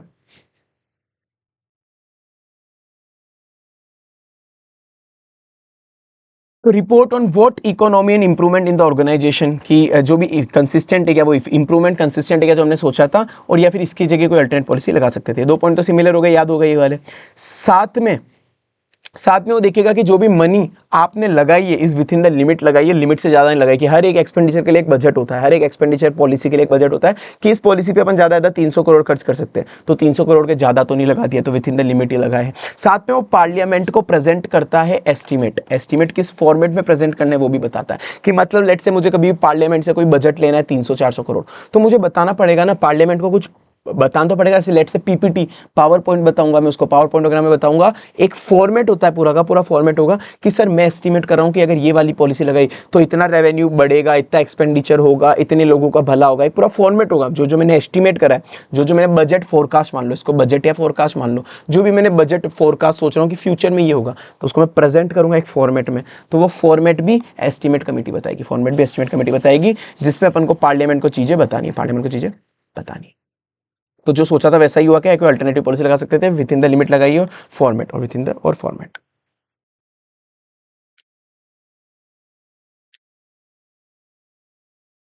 उसके बाद कोपू, उसके बाद कोपू कमेटी ऑन पब्लिक अंडरटेकिंग, उसके बाद कमेटी ऑन पब्लिक। तो इसका काम क्या होता है कोपू का? इस कोपू का काम होता है दो तरह की तो रिपोर्ट को एनालाइज करना है। जो कोपू होती है ना, कमेटी ऑन पब्लिक अंडरटेकिंग, ये दो तरह की रिपोर्ट चेक करती है। मतलब जैसे पीएसयू के जो बुक्स ऑफ अकाउंट्स है, एक तरह से यही चेक करेगी, बुक्स ऑफ अकाउंट्स पे जो रिपोर्ट है, बुक्स ऑफ अकाउंट्स की जो रिपोर्ट है वो भी चेक करेगी, और जो सीएनडीजी ने रिपोर्ट दी है, सीएनडीजी ने रिपोर्ट, वो भी ये चेक करेगी। तो मतलब बुक्स ऑफ अकाउंट्स रिलेटेड और उसकी ऑडिट रिपोर्ट के रिलेटेड इसका काम होता है। कोपू का काम क्या होता है? जो भी उसके बुक्स ऑफ अकाउंट्स और उसकी ऑडिट रिपोर्ट उसके रिलेटेड। तो examine the report and account, तो एक तो रिपोर्ट देखेगी पीएसयू के रिपोर्ट एंड अकाउंट्स देखेगी, तो पीएसयू की रिपोर्ट देखी, और सीएनडीजी ने जो रिपोर्ट बना के दी ना उस पीएसयू के लिए, सीएनडीजी ने जो रिपोर्ट बना के दी पीएसयू के लिए, वो भी देखेगी। तो दो तरह की रिपोर्ट हो गई, पीएसयू की रिपोर्ट और सीएनडीजी ने जो रिपोर्ट बनाई। तो पीएसयू की रिपोर्ट, सीएनडीजी की रिपोर्ट, पीएसयू की रिपोर्ट, सीएनडीजी की रिपोर्ट, दो तरह की तो रिपोर्ट देखी। साथ में वो देखेगी पीएसयू साउंड बिजनेस प्रिंसिपल के हिसाब से चल रहा है नहीं चल रहा है, इफिशिएंटली इफेक्टिवली चल रहा है नहीं चल रहा है, या बिजनेस बिल्कुल खराब तरीके से चला रहे, वो ये भी देखेगी। और जो भी काम इन दोनों कमेटी का नहीं है, जो भी काम इन दोनों कमेटी का नहीं है, वो काम ये देखेगी। अदर फंक्शन जो स्पीकर टाइम टू टाइम दे दे, जो इनका नहीं है, पीएसयू और एस्टिमेट कमेटी का नहीं है, तो पैक और एस्टिमेट का जो नहीं है। ठीक है सर, तो ये रिपोर्ट देखेगी, दो तरह की रिपोर्ट देख रही है, report on the accounts and report of the C and AG. साथ में साउंड बिजनेस प्रिंसिपल से धंधा चल रहा है नहीं चल रहा, और अदर फंक्शन। ठीक है सर, ये देखेगी। सर तीन तरह का हो गया, तो पैक हो गया, एस्टिमेट कमेटी हो गया, और कोपू हो गया, कैप एस्टिमेट कमेटी और कोपू हो गया। ठीक है, साथ में सर एस्टिमेट कमेटी है ना, कभी भी कोई पॉलिसी पार्लियामेंट ने अप्रूव करी है, कभी भी कोई पॉलिसी पार्लियामेंट ने अप्रूव करी है, तो वो एस्टिमेट कमेटी उस पर उंगली नहीं उठा सकती कि ये पॉलिसी खराब है, ये पॉलिसी खराब है, उस पर उंगली नहीं उठा सकती जब तक उसके पास एस्टिमेट कमेटी के पास बहुत ज्यादा बिल्कुल एविडेंस ना आ जाए, कि भाई ये बिल्कुल ही खराब है। सो अगर एस्टिमेट कमेटी है तो not comment on the policy approved by the parliament ने जो अप्रूव करी, अनलेस उसके पास एविडेंस है कि ये पॉलिसी बिल्कुल ही खराब रिजल्ट दे रही है। ठीक है ना। साथ में अपन को कोई इंडिविजुअल इरेगुलरिटी नहीं देखनी कि स्पेसिफिकली इस जगह गलती है, इस जगह गलती है, एक एक छोटी छोटी गलती पे नहीं जाना, अपन को देखना है ओवरऑल सिस्टम में, पूरे ओवरऑल सिस्टम में क्या गलती है। अब सर सीएनडीजी का क्वेश्चन है, मतलब C and AG is a friend and philosopher and guide of the committee, कि सीएनडीजी और कमिटी के बीच में दोस्ती क्यों है, मतलब इन दोनों के बीच में रिलेशन क्या है, वो ये पूछ रहा है। जो अपन ने तीन कमेटी पढ़ी, तो वैसे मैंने तुमको बता दिया, एक और बता देता हूं। मैंने बताया कि सीएनडीजी का क्या काम होता है, ये सीएनडीजी है, ये यहाँ पे तीन कमेटी है, यहाँ पे तीन कमेटी, एक सीएनडीजी, यहाँ पे तीन कमेटी है। ठीक है, तो ये तीन कमेटी है, सीएनडीजी तीन कमेटी। अब उसके बाद यहाँ पे आया पार्लियामेंट, उसके बाद यहाँ पे आया पार्लियामेंट। तो मैंने तुमको बता दिया कि जो सीएनडीजी का काम, सीएनडीजी इसको रिपोर्ट देगी तीन कमेटी, तभी तो उनका काम शुरू होगा, तभी तो इन तीन कमेटी का काम शुरू होगा। तो तीन कमेटी क्या काम करेगी वो सब सीएनडीजी के रिपोर्ट पर डिपेंड करता है। ठीक है, तो ये रिपोर्ट को तो सीएनडीजी तीन कमेटी क्या करती है, सीएनडीजी के काम, सीएनडीजी जो रिपोर्ट देगी उसको स्क्रूटनाइज करेगी। फिर ये तीन कमेटी पार्लियामेंट को रिपोर्ट प्रेजेंट भी करेगी, पार्लियामेंट को रिपोर्ट प्रेजेंट भी करेगी। साथ में कभी कभार होता है, जैसे मैंने लेट से रेलवे डिपार्टमेंट की ऑडिट करी, तो रेलवे डिपार्टमेंट कभी कभार कुछ क्लेरिफिकेशन देने के लिए कुछ नोट्स इशू करता है, इनको नोट्स मतलब एक्सप्लेनेटरी नोट्स, स्टेटमेंट इशू करता है कि वो कुछ क्लेरिफिकेशन देना चाहता है, तो कुछ क्लेरिफिकेशन देना चाहता है, तो रेलवे डिपार्टमेंट इसको कोई नोट्स इशू करेगी कि हम कुछ एडिशनल क्लेरिफिकेशन दे रहे हैं। तो इस नोट्स को स्क्रूटनाइज कौन करेगा, तीन कमेटी नहीं करेगी, वो सीएनडीजी को दे देगी, वो सीएनडीजी को दे देगी कि सीएनडीजी तू इस नोट्स को स्क्रूटनाइज करके बता दे। तो यहाँ पे ये सब इंटर रिलेटेड है, समझ में आ गया। सीएनडीजी इन तीन कमेटी को काम देगा, उसके बाद तीन कमेटी का काम शुरू होगा। कोई भी रेलवे डिपार्टमेंट ने नोट्स वगैरह दिया है, मतलब ऐसा किसी भी डिपार्टमेंट ने, तो सीएनडीजी उसको स्क्रूटनाइज करेगा। फाइनली जो ऑडिट रिपोर्ट होगी वो पार्लियामेंट को प्रेजेंट हो जाएगी। ठीक है, वो तीन कमेटी करेगी उसको प्रेजेंट। तो बस वही बात हो गई। कि जो सीएनडीजी की रिपोर्ट है वो ही एक बेसिस बनती है इन तीनों कमेटी की वर्किंग का, वही बेसिस बनती है इन तीनों कमेटी की वर्किंग का। तो पूरी प्रोसेस देखो, पहले मैंने उनको रिपोर्ट दी तो उनकी वर्किंग शुरू हुई है, ठीक है। फिर उसके बाद रेलवे डिपार्टमेंट ने कुछ क्लेरिफिकेशन दिया है, तो वो कौन करेगा वो, तो मिनिस्ट्री ने कोई भी कमेटी को अगर वो दिया है नोट्स करने के लिए, तो वो सीएनडीजी की मदद लेगा, वो सीएनडीजी की मदद लेगा मिनिस्ट्री, ठीक है ना। साथ में हाँ, फिर फाइनली क्या होगा, फिर फाइनली थर्ड स्टेप कि तीनों कमेटी पार्लियामेंट को ऑडिट रिपोर्ट दे देगी, पार्लियामेंट या स्टेट लेजिस्लेचर जो भी है, present the report to the parliament और स्टेट लेजिस्लेचर। ये 3 पॉइंट तो हो गए पूरे एक साथ, पूरा फ्लो में।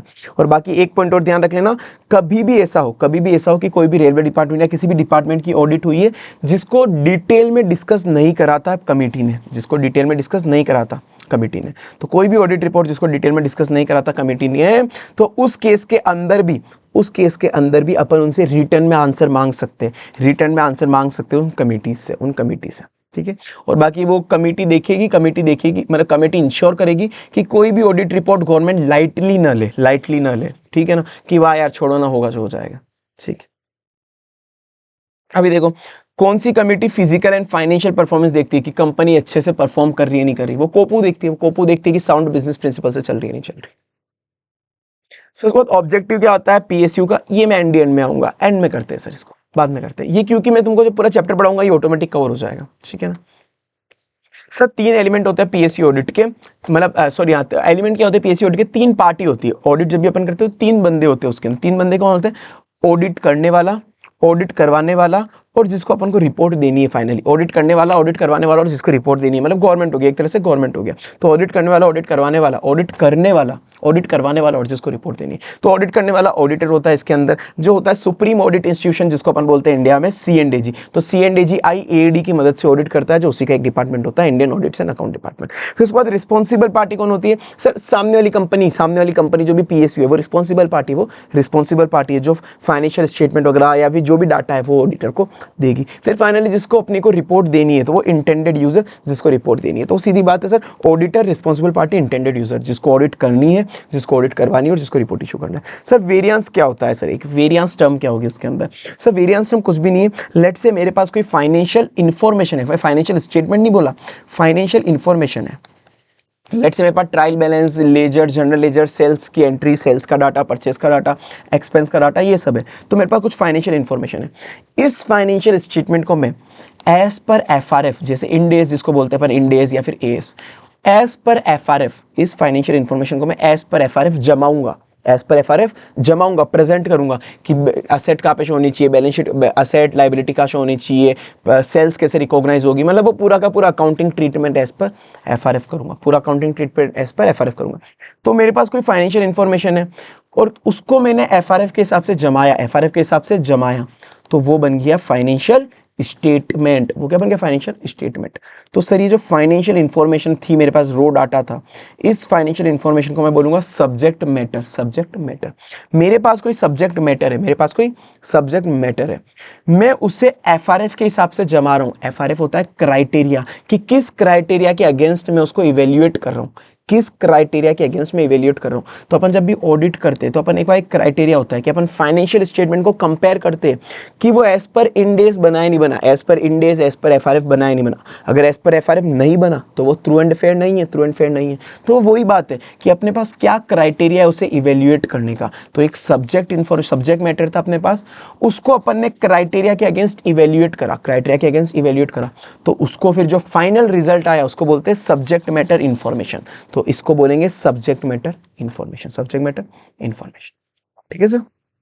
तो मेरे पास कोई सब्जेक्ट मैटर था, मतलब कोई इंफॉर्मेशन थी, मतलब जिसको मुझे क्राइटेरिया के अगेंस्ट इवेल्युएट करना है। फिर मेरे पास एक क्राइटेरिया था, मतलब एक बेंचमार्क था कि कैसे मुझे चीज़ों को इवेल्युएट करना है, इसके अगेंस्ट करना है। तो मेरे पास एक सब्जेक्ट मैटर थी, उसके अगेंस्ट क्राइटेरिया था। तो उस क्राइटेरिया के अगेंस्ट जैसे मैंने इवेल्युएट करा सब्जेक्ट मैटर को, तो बन गया सब्जेक्ट मैटर इंफॉर्मेशन, जो भी मतलब फाइनल आउटकम आए, ठीक है सर।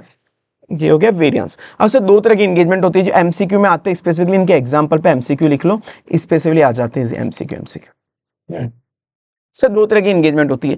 एक जो मैंने पढ़ा अभी, एक जो अपन जो जनरली पढ़ते हैं, जनरली जब भी कोई नॉर्मल ऑडिट करते हैं कंपनीज की, तो वो अपन करते हैं फाइनेंशियल ऑडिट। तो फाइनेंशियल ऑडिट जब भी अपन करते हैं वो जनरली कहलाता है अटेस्टेशन एंगेजमेंट। अटेस्टेशन से इसका मतलब कि मेरे को केवल वहां पर जाके ऑडिट रिपोर्ट को साइन करना, मतलब चेकिंग करके, केवल मेरे को चेकिंग करनी है, रिव्यू करना है, ऑडिट करनी है, और फिर मेरे को फाइनली साइन कर देना है, केवल अटेस्ट करके आ जाना, केवल अटेस्ट करके आ जाना, केवल चीजों को मैं अटेस्ट कर दूंगा, ठीक है।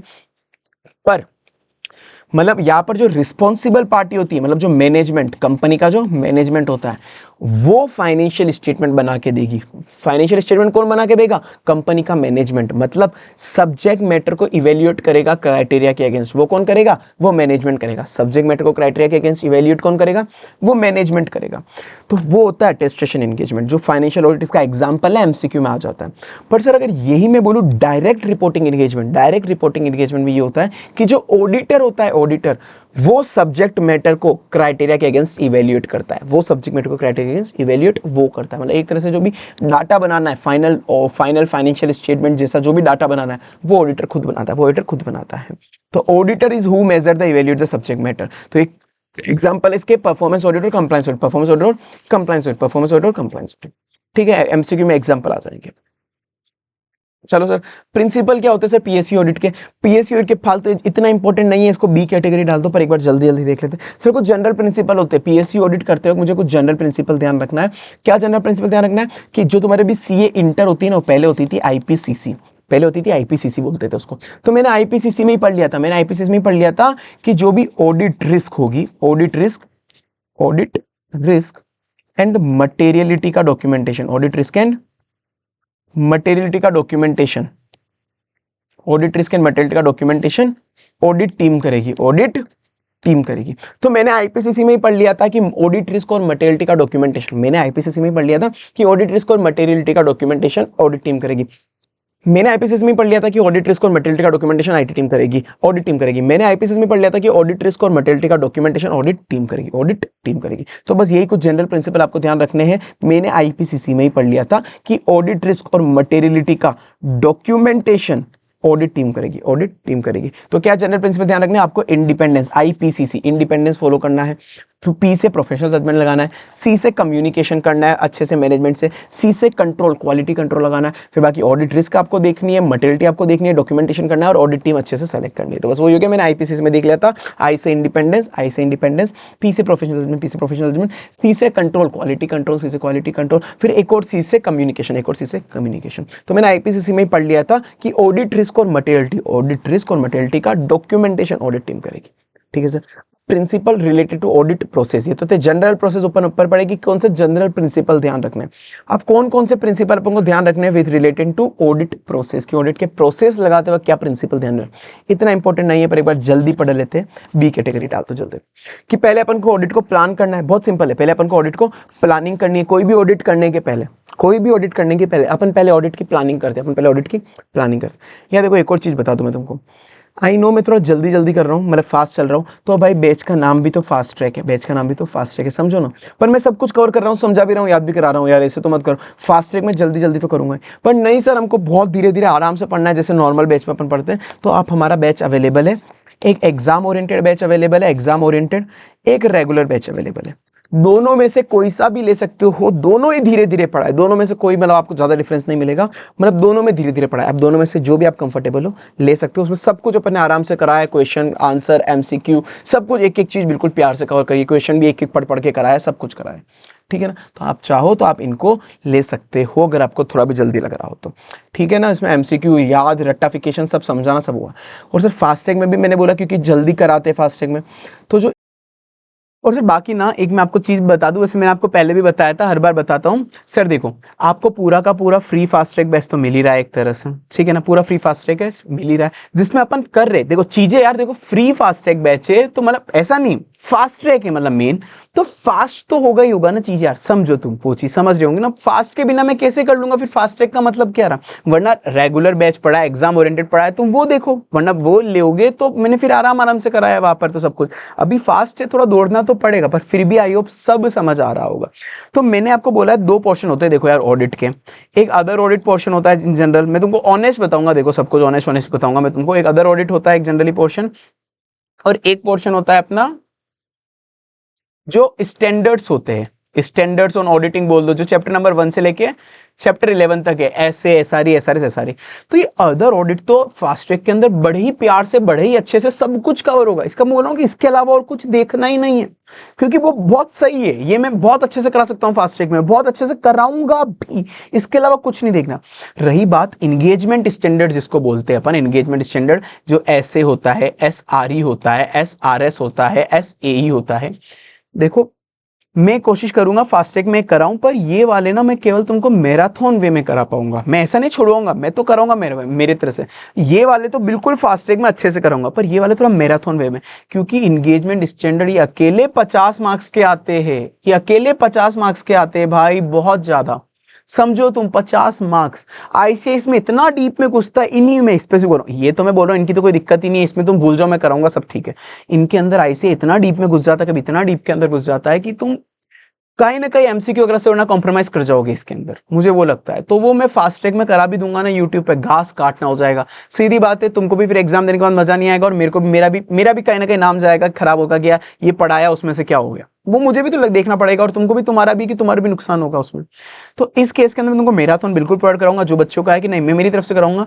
बट इसमें मेरी रिक्वेस्ट है एक, अगर तुमको सही लगे तो तुम्हारी इच्छा है भाई देख लो, but as a big brother ही मान लो, मेरा सजेशन ये रहता है कभी ऐसा इसमें कभी कॉम्प्रोमाइज मत करके जाना कभी भी। तुम खुद से भी इसको अच्छे से पढ़ना चाहो तो पढ़ लो, अदरवाइज हमारा एग्जाम ओरिएंटेड बैच अवेलेबल है या फिर रेगुलर बैच अवेलेबल है। आप इसमें से कुछ भी ले लो, बहुत नॉमिनल प्राइस पे ये, तुम सोचो कि 8-8 10-10 हजार एक बेचनी है, इतने का, इतना का तो मुझे लगता है सब कुछ हो जाएगा, मतलब बहुत नॉमिनल प्राइस पे। देखो मैं अभी प्राइस कमिट नहीं कर रहा हूं, पर तुम गारंटीड बोल रहा हूं, तुम लोगों को इतना नॉमिनल लगेगा ना कि इस रेट पे कोई मिल ही नहीं सकता है। तुम जाओ एक बार पीडब्ल्यू की वेबसाइट चेक करो, पीडब्ल्यू की ऐप चेक करो, बहुत नॉमिनल, तुम खुद बता देना तुमको महंगा लग जाएगा वाला। तो वो जेन्युइन है, मतलब पहले ही बहुत सस्ते में चल रहा है, बहुत मतलब बहुत ज्यादा। ठीक है, तो तुम जाओ, मेरा ये सजेशन रहेगा कि इसको एग्जाम ओरिएंटेड रेगुलर बैच से कर लेना। उसके अंदर अपन ने बहुत अच्छे से, बहुत बहुत बहुत अच्छे से, ठीक है। तो अगर तुम्हारे पास टाइम है तो ले लेना। इसमें अप्रोक्सीमेटली ये अपन ने कराए हुए ये अप्रोक्सीमेटली मैं मान के चल रहा हूँ 45 to 50 आवर्स के अंदर अपन ने सारे एंगेजमेंट स्टैंडर्ड बहुत अच्छे से, बहुत धीरे धीरे, बहुत आराम से, विथ रिवीजन अपन ने यहाँ पर कराए हुए हैं सारे एमसीक्यू सब कुछ के साथ मिला के। ठीक है, अगर तुम्हारे पास टाइम हो तो तुम ले सकते हो, अदरवाइज मैं तो कराऊंगा ही कराऊंगा, वो तुम्हारे ऊपर। देखो मैं तो इसको मैराथन वे में कराऊंगा, यूट्यूब पे आएंगे, तो वो मैं ये नहीं बोल रहा हूँ। ठीक है सर। और सर बच्चों का ये भी क्वेश्चन आता है, सर ये वाला जो अबेरॉइड का फास्टैग बैच कराओगे, ये अप्रोक्स कितने आवर्स का होगा? तो ये ऑन एंड अप्रोक्स जितना मुझे पता है कि ये 25 आवर्स के समथिंग का ये वाला अबेरॉइड का हो जाएगा। और ये वाला अगर तुम एग्जाम ओरिएंटेड लोगे तो 45 to 50 आवर्स एक्स्ट्रा चले जाएंगे। अदरवाइज मैराथन में मैं ये सारा का सारा अप्रोक्सीमेटली 13 to 14 आवर्स में करा दूंगा। 14 to 15 मान लो तुम, ज्यादा 14 ही मान के चलो, 14 आवर्स में मैं करा दूंगा। ठीक है, तो या तो तुम 25 + 14 का कॉम्बो बन जाएगा तुम्हारा, या 25 + 45 का कॉम्बो बन जाएगा, वो तुम देख लेना। ठीक है, चलो अब आगे चलते हैं। मैराथन वगैरह तो दूंगा ही दूंगा, बाकी तुम्हारी इच्छा। चलो सर वापिस आ जाओ।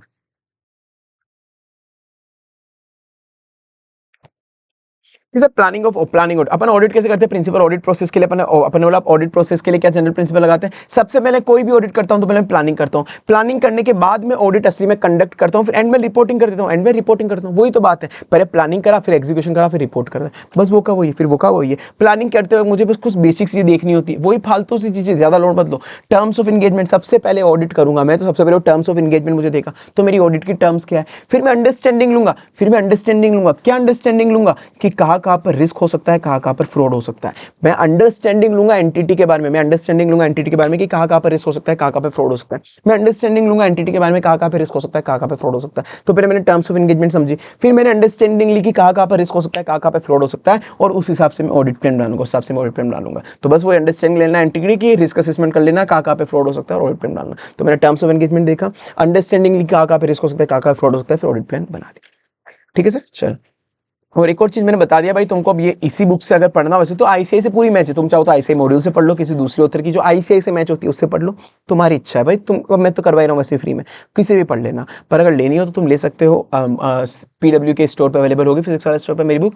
पर साथ में मैं तुमको बहुत सारे फ्री चैप्टर्स के नोट्स दे देता हूँ, बहुत सारे, मतलब सारे तो ऑफकोर्स नहीं दे पाऊंगा, मेरी भी तो रिस्ट्रिक्शन समझो यार प्लीज, मेरे पे भी रिस्ट्रिक्शंस है, पर तुमको बहुत सारे चैप्टर के फ्री नोट्स अवेलेबल है, बहुत सारे चैप्टर के, प्रोफेशनल एथिक्स मतलब बहुत सारे चैप्टर के अवेलेबल है। तो वो फ्री नोट्स कहाँ पे मिलेंगे, मेरे टेलीग्राम चैनल को ज्वाइन कर लेना याद से, उसमें मैं बहुत सारी चीज़ें डालता रहता हूँ फ्री में। CA हेमंत सोमानी, ये तुम टेलीग्राम पे ऊपर सर्च कर लोगे, जो ग्लोबल सर्च का ऑप्शन आता है CA हेमंत सोमानी, वहां पर ही सर्च कर लोगे तो वहां पे ही तुमको मिल जाएगा CA हेमंत सोमानी, जो ऊपर टेलीग्राम पे सर्च करोगे तो भी। तो वो टेलीग्राम चैनल तो यहाँ से ज्वाइन कर लो, तुम चाहो तो भी वीडियो पॉज करके कर लेना, वो तो मतलब है उसके अंदर बहुत सारे नोट्स है। अब उसमें तुम बोलते हो नोट्स नहीं मिल रहे, अरे भाई उसमें बहुत सारे चैप्टर के नोट्स है, तुमको क्या करना है, मेरा टेलीग्राम चैनल ज्वाइन करना, ऊपर जो DP लिखी हुई आती है, मेरा नाम लिखा हुआ आएगा यार, वहां पे जाना, वहाँ पे फाइल सेक्शन आएगा, वहाँ पे क्लिक करने के बाद एक फाइल सेक्शन दिखता है, फाइल या फिर डॉक सेक्शन जिसको भी बोलते हैं, वहां पे जितने भी नोट शेयर करें सब मिल जाएंगे भाई, है वहां पे बहुत सारे नोट्स है, बहुत सारे। ठीक है सर, बाकी चलो बाकी तो, और बेशर्मो इतनी मेहनत कर रहा हूँ, इतना सब कुछ फ्री में मिल रहा है, इतना एफर्ट लग रहे हैं, वीडियो ना लाइक करते हो तो बेशर्मो जैसे सब देख के चले जाते हो, हाँ बड़े बदतमीज पत्थर दिल लोग हो भाई, हमको कैसे मोटिवेशन मिलेगा, इतनी मेहनत कर रहा हूँ, गला फाड़ रहा हूँ, गला खराब हो जाता आधी बार तो। हाँ चलो बेशरम लोग, और कमेंट करके ये जरूर बता देना कि सर CA बनने की कब सोच रहे हो, तुम्हारा कौन सा अटेम्प्ट है, कौन सा अटेम्प्ट है ये छोड़ो, कब सोच रहे हो तो कौन सा अटेम्प्ट में, कि इस अटेम्प्ट में सर CA बन जाएंगे, ठीक है, ताकि मुझे भी पता रहे कि तुम्हारे लिए कौन सा अटेम्प्ट पास में, तो क्या क्या चीज़ें लानी है तुम्हारे लिए और एक्स्ट्रा, ठीक है, तो वो मुझे याद से बता देना कमेंट। चलो सर, टाइप ऑफ ऑडिट, अब अपन पढ़ते हैं अलग अलग तरह की ऑडिट, जो PSU के अंदर अलग अलग तरह की ऑडिट होती है, क्योंकि मैंने बोला था कि फाइनेंशियल स्टेटमेंट की ऑडिट ही नहीं होती, मतलब वो तो होती है, उसके अलावा PSU में क्योंकि गवर्नमेंट का पैसा इन्वॉल्व, मतलब पब्लिक का पैसा इन्वॉल्व है, तो हर कहीं पे पैसा खर्च ना हो जाए गलत गलत जगह, तो उसकी बहुत सारी तरह की ऑडिट करानी होती है अपन को PSU की। अब एक एक करके पढ़ते हैं, उसमें से दो तीन ऑडिट ये ज्यादा इंपॉर्टेंट तीनों, बाकी तो फिर भी मतलब पढ़ना है, आते तो ही क्वेश्चन तो सबसे आते हैं। फाइनेंशियल ऑडिट क्या होती है, सबसे पहले ये पांच तरह की ऑडिट है, financial, compliance, comprehensive, proprietary, performance. पहली पढ़ते हैं फाइनेंशियल, कुछ नहीं, फाइनेंशियल ऑडिट जो नॉर्मली अपन फाइनेंशियल स्टेटमेंट की ऑडिट करते हैं वही ऑडिट है, बस खत्म करो इसको, काट दो। Express an opinion on audit of financial statement, opinion अपन को देना है वो फाइनेंशियल स्टेटमेंट पे, बात खत्म। तो C&AG ओपिनियन देगी इस पे फाइनेंशियल स्टेटमेंट पे, कि C&AG देखेगी financial statement as per FRF बनाए या नहीं बनाए, बात खत्म। जो फाइनेंशियल स्टेटमेंट की ऑडिट होती है वही है financial audit. Compliance audit, compliance audit के अंदर अपन को देखना होता है कि जो भी PSU ने कोई सा भी ट्रांजेक्शन करा, किसी भी तरह की एक्टिविटी करी, कोई भी ट्रांजेक्शन करा, उसमें इन्होंने लॉ एंड रेगुलेशन को कंप्लाई करा है या नहीं करा है, लॉ एंड रेगुलेशन को कंप्लाई करा है नहीं करा है, तो मतलब जो भी काम कर रहा है PSU लॉ एंड रेगुलेशन को कंप्लाई करके करना है, तो वो कहता है compliance audit. To compliance audit मतलब to comply with something, to compliance with something. तो दो तरह की चीजें कंप्लाई देखेंगे, दो तरह की चीजें को क्या कंप्लाई देखते हैं कि एक तो लॉ एंड रेगुलेशन से कंप्लाई करा है, कोई भी ट्रांजेक्शन करा है उसको कंप्लाई करना है लॉ एंड रेगुलेशन से, साथ में जो भी साउंड फाइनेंशियल मैनेजमेंट के जो प्रिंसिपल है, साउंड फाइनेंशियल मैनेजमेंट के जो प्रिंसिपल है उनसे भी कंप्लाई करो। साउंड फाइनेंशियल मैनेजमेंट के प्रिंसिपल मतलब कि मतलब आप अगर धंधा कर रहे हो, अगर आप धंधा कर रहे हो तो लॉ एंड रेगुलेशन तो फॉलो करो, पर साथ में आप कोई भी खर्चा वगैरह कर रहे हो तो कुछ एक नॉर्मल एक बेसिक ह्यूमन के प्रिंसिपल होते हैं, बेसिक ह्यूमन प्रिंसिपल होते हैं कि आप हर कहीं पे अंधाधुंध खर्चा मत करो, कहीं पे भी खर्चा करने के पहले सोचो कि इसका रिटर्न मिलेगा नहीं मिलेगा, ये खर्चा जरूरी है या नहीं, एक बेसिक थोड़ा सा दिमाग लगा के चलो, थोड़ा सा दिमाग लगा के चलो, तो वो है साउंड फाइनेंशियल प्रिंसिपल। तो दोनों से कंप्लाई करा है या नहीं करा है, तो ये देखो, तो वो देखना है अपन को कि subject matter is in compliance with the applicable criteria, कि चाहे वो कोई सी भी एक्टिविटी कर रहा है, कोई भी फाइनेंशियल ट्रांजैक्शन कर रहा है, कुछ भी कर रहा है, he should comply in all material respect, उसको सारे मटेरियल रिस्पेक्ट में कंप्लाई करना है with regulatory and other rules, regulatory law and regulation से कंप्लाई करना है, जैसे रेगुलेटरी कंप्लायंस करना है रिलेवेंट लॉ एंड रेगुलेशन से, और प्रोप्राइटरी के अंदर साउंड फाइनेंशियल मैनेजमेंट अपन को चेक करना है, ठीक है। तो दो तरह के कंप्लायंस देखने की, regulatory law and regulation follow करा, और प्रोप्राइटरी मैटर जो भी साउंड फाइनेंशियल मैटर है वो, इसको अपन अभी डिटेल में पढ़ेंगे, प्रोप्राइटरी को टेंशन मत लो, नीचे डिटेल में आएगा ये भी, ठीक है। तो रेगुलेटरी को या फिर लॉ एंड रेगुलेशन फॉलो करा, प्रोप्राइटरी, तो रेगुलेटरी प्रोप्राइटरी रेगुलेटरी प्रोप्राइटरी, ये अपन को देखना है। साथ में अपन को देखना है कि ये ऑडिट अपन कब कब कर सकते हैं, मतलब कंप्लायंस ऑडिट अपन कब करते हैं, या तो आप जब फाइनेंशियल स्टेटमेंट की ऑडिट कर रहे हो तब इस ऑडिट को कर लो, उसको तब कर लो, या फिर आप जब परफॉर्मेंस ऑडिट कर रहे हो, परफॉर्मेंस ऑडिट भी एक और होती है, तब आप इसको साथ में ही कर लो कंप्लायंस ऑडिट को, या फिर आप इसको सेपरेटली अलग से कर लो, सेपरेटली अलग से कर लो। तो आप कैसे भी कर सकते हो, आप इसको फाइनेंशियल स्टेटमेंट की ऑडिट के साथ साथ कर सकते हो, परफॉर्मेंस ऑडिट के साथ कर सकते हो, या फिर इसको सेपरेटली कर सकते हो, ठीक है। और साथ में कभी कभार ऐसा होता है कि जब अपन परफॉर्मेंस ऑडिट कर रहे हैं, परफॉर्मेंस ऑडिट पे अपन नीचे पढ़ेंगे, जब अपन परफॉर्मेंस ऑडिट कर रहे हैं उस वक्त अगर अपन को कोई भी नॉन कंप्लायंस मिला तो उस वजह से भी अपन ये कंप्लायंस ऑडिट कर सकते हैं, उस वजह से भी अपन कंप्लायंस ऑडिट कर सकते हैं। मेरा चार्जर कनेक्ट करना पड़ेगा। तो चलो सर, नीचे अब ये क्वेश्चन था, अब ये क्वेश्चन इतना एक बार पढ़ लेना, ठीक है, ध्यान से, इतना भी क्या ही पढ़ना है इसको, पढ़ना तो है। चलो, स्टेट गवर्नमेंट का एक डिपार्टमेंट था। स्टेट गवर्नमेंट के डिपार्टमेंट ने क्या करा, मतलब कुल मिला के 2 क्राइटेरिया डिसाइड करें कि फ्लैट किसको बोलेंगे, जो घर नहीं होता क्या, फ्लैट वाला, सोसाइटी वाला फ्लैट, वो वाला फ्लैट जो घर होते हैं, वो वाले फ्लैट जो सोसाइटी में फ्लैट होते हैं, उसके 2 क्राइटेरिया होते हैं। कि उन्होंने बोला कि फ्लैट किसको बोलेंगे और ड्वेलिंग किसको बोलेंगे, मतलब अलग अलग चीजें है कि फ्लैट किसको बोलेंगे, घर किसको बोलेंगे, वो सब चीजें, ठीक है ना। तो उन्होंने क्या बोला कि फ्लैट हम अगर 2 क्राइटेरिया सेटिस्फाई हो जाएगा तो फ्लैट बोलेंगे। कि स्पेसिफिक जो ड्वेलिंग यूनिट है वो एक्सीड हो जाए एक थ्रेशोल्ड लिमिट से, एक ड्वेलिंग यूनिट जो पूरा का पूरा घर का एरिया है ना, वो एक स्पेसिफिक लिमिट से एक्सीड हो जाए वो, प्लस जो बिल्डिंग का एरिया है, पूरी की पूरी बिल्डिंग, पूरी बिल्डिंग, उसका भी एक एरिया स्पेसिफिक लिमिट से एक्सीड हो जाए। तो ये दोनों चीज अगर सेटिस्फाई हो जाए कि जो घर का एरिया है वो भी एक्सीड हो गया, बिल्डिंग का एरिया वो भी एक्सीड हो गया, तो अगर दोनों का एरिया अगर एक्सीड हो जाएगा तो हम उसको फ्लैट बोलेंगे। पर अब इसमें दिक्कत क्या हो रही है, इन्होंने एक फॉर्म बनाया, एक ऑनलाइन फॉर्म बनाया कि फ्लैट किसको बोलेंगे डिटेल डालो। तो उस ऑनलाइन फॉर्म के अंदर मूर्खों ने कोई कॉलम ही नहीं डाला बिल्डिंग का एरिया डालने के लिए, कोई कॉलम ही नहीं डाला बिल्डिंग का एरिया डालने में। तो इस वजह से बिल्डिंग का एरिया तो डाल ही नहीं पा रहे, तो रॉन्ग क्लासिफिकेशन होता जा रहा है। हर कुछ किसी को फ्लैट मान रहे, किसी को नहीं मान रहे, रॉन्ग, गलती ऑटोमेटिक हो रही है, तो रॉन्ग क्लासिफिकेशन। तो भाई ये एक तरह से इन्होंने कोई लॉ एंड रेगुलेशन पॉलिसी बनाई थी, लॉ रेगुलेशन पॉलिसी बनाई थी। तुम लॉ एंड रेगुलेशन पॉलिसी तुम्हारी सही से इंप्लीमेंट नहीं हो पाई है, तो यहाँ पे कंप्लायंस ऑडिट की जरूरत पड़ेगी। तो इसकी रिपोर्ट कहाँ जाएगी, सर देखो ये स्टेट गवर्नमेंट का डिपार्टमेंट, तो स्टेट गवर्नमेंट की रिपोर्ट किसके पास आती है, गवर्नर ऑफ स्टेट के पास, स्टेट लेजिस्लेटिव असेंबली। ठीक है सर। चलो sir, comprehensive audit, comprehensive audit क्या होती है, कॉम्प्रिहेंसिव नाम से पता पड़ रहा होगा, सब चीजों की एक साथ ऑडिट करना, सारे चीजों की ऑडिट एक साथ करना। इसके अंदर फाइनेंशियल, कंप्लायंस, परफॉर्मेंस, सारी ऑडिट अपन एक साथ कंबाइन मिला के कर रहे हैं। सारे एस्पेक्ट अपन देख रहे हैं, फाइनेंशियल, कंप्लायंस, परफॉर्मेंस, सारे एस्पेक्ट अपन एक साथ कर रहे हैं। इसको अपन बोलते हैं इफिशिएंसी कम परफॉर्मेंस ऑडिट, इसको अपन बोलते हैं इफिशिएंसी कम परफॉर्मेंस ऑडिट, जिससे अपन को पता पड़ता है किस एरिया में अपने वीकनेस है, किस एरिया में अपने वीकनेस है। तो मतलब अभी अपन ने जो compliance audit, financial audit, performance audit सारी पढ़ेंगे, सारी की सारी एक साथ करना, इसको बोलेंगे कॉम्प्रिहेंसिव ऑडिट, इफिशिएंसी कम परफॉर्मेंस ऑडिट। तो सर इसमें क्या क्या इश्यूज अपन एग्जामाइन करते हैं, इसमें अपन क्या क्या इशू एग्जामाइन करते हैं परफॉर्मेंस ऑडिट में, वो देखो। परफॉर्मेंस ऑडिट के अंदर अपन देखते हैं कि क्या उस कंपनी के पास कोई अच्छे रिसर्च एंड डेवलपमेंट प्रोग्राम है क्या, कोई अच्छे R&D प्रोग्राम, अच्छी टेक्नोलॉजी है क्या। कि जिन कंपनी के पास अच्छी टेक्नोलॉजी, अच्छे R&D प्रोग्राम होते हैं वो ग्रोथ ज्यादा करती है फ्यूचर में, तो इस कंपनी के पास कोई R&D प्रोग्राम फ्यूचर में है क्या। ओवरऑल कॉस्ट ऑफ कैपिटल कितनी लग गई कंपनी में, जितनी हमने प्लान करी थी उससे ज्यादा तो नहीं लगी।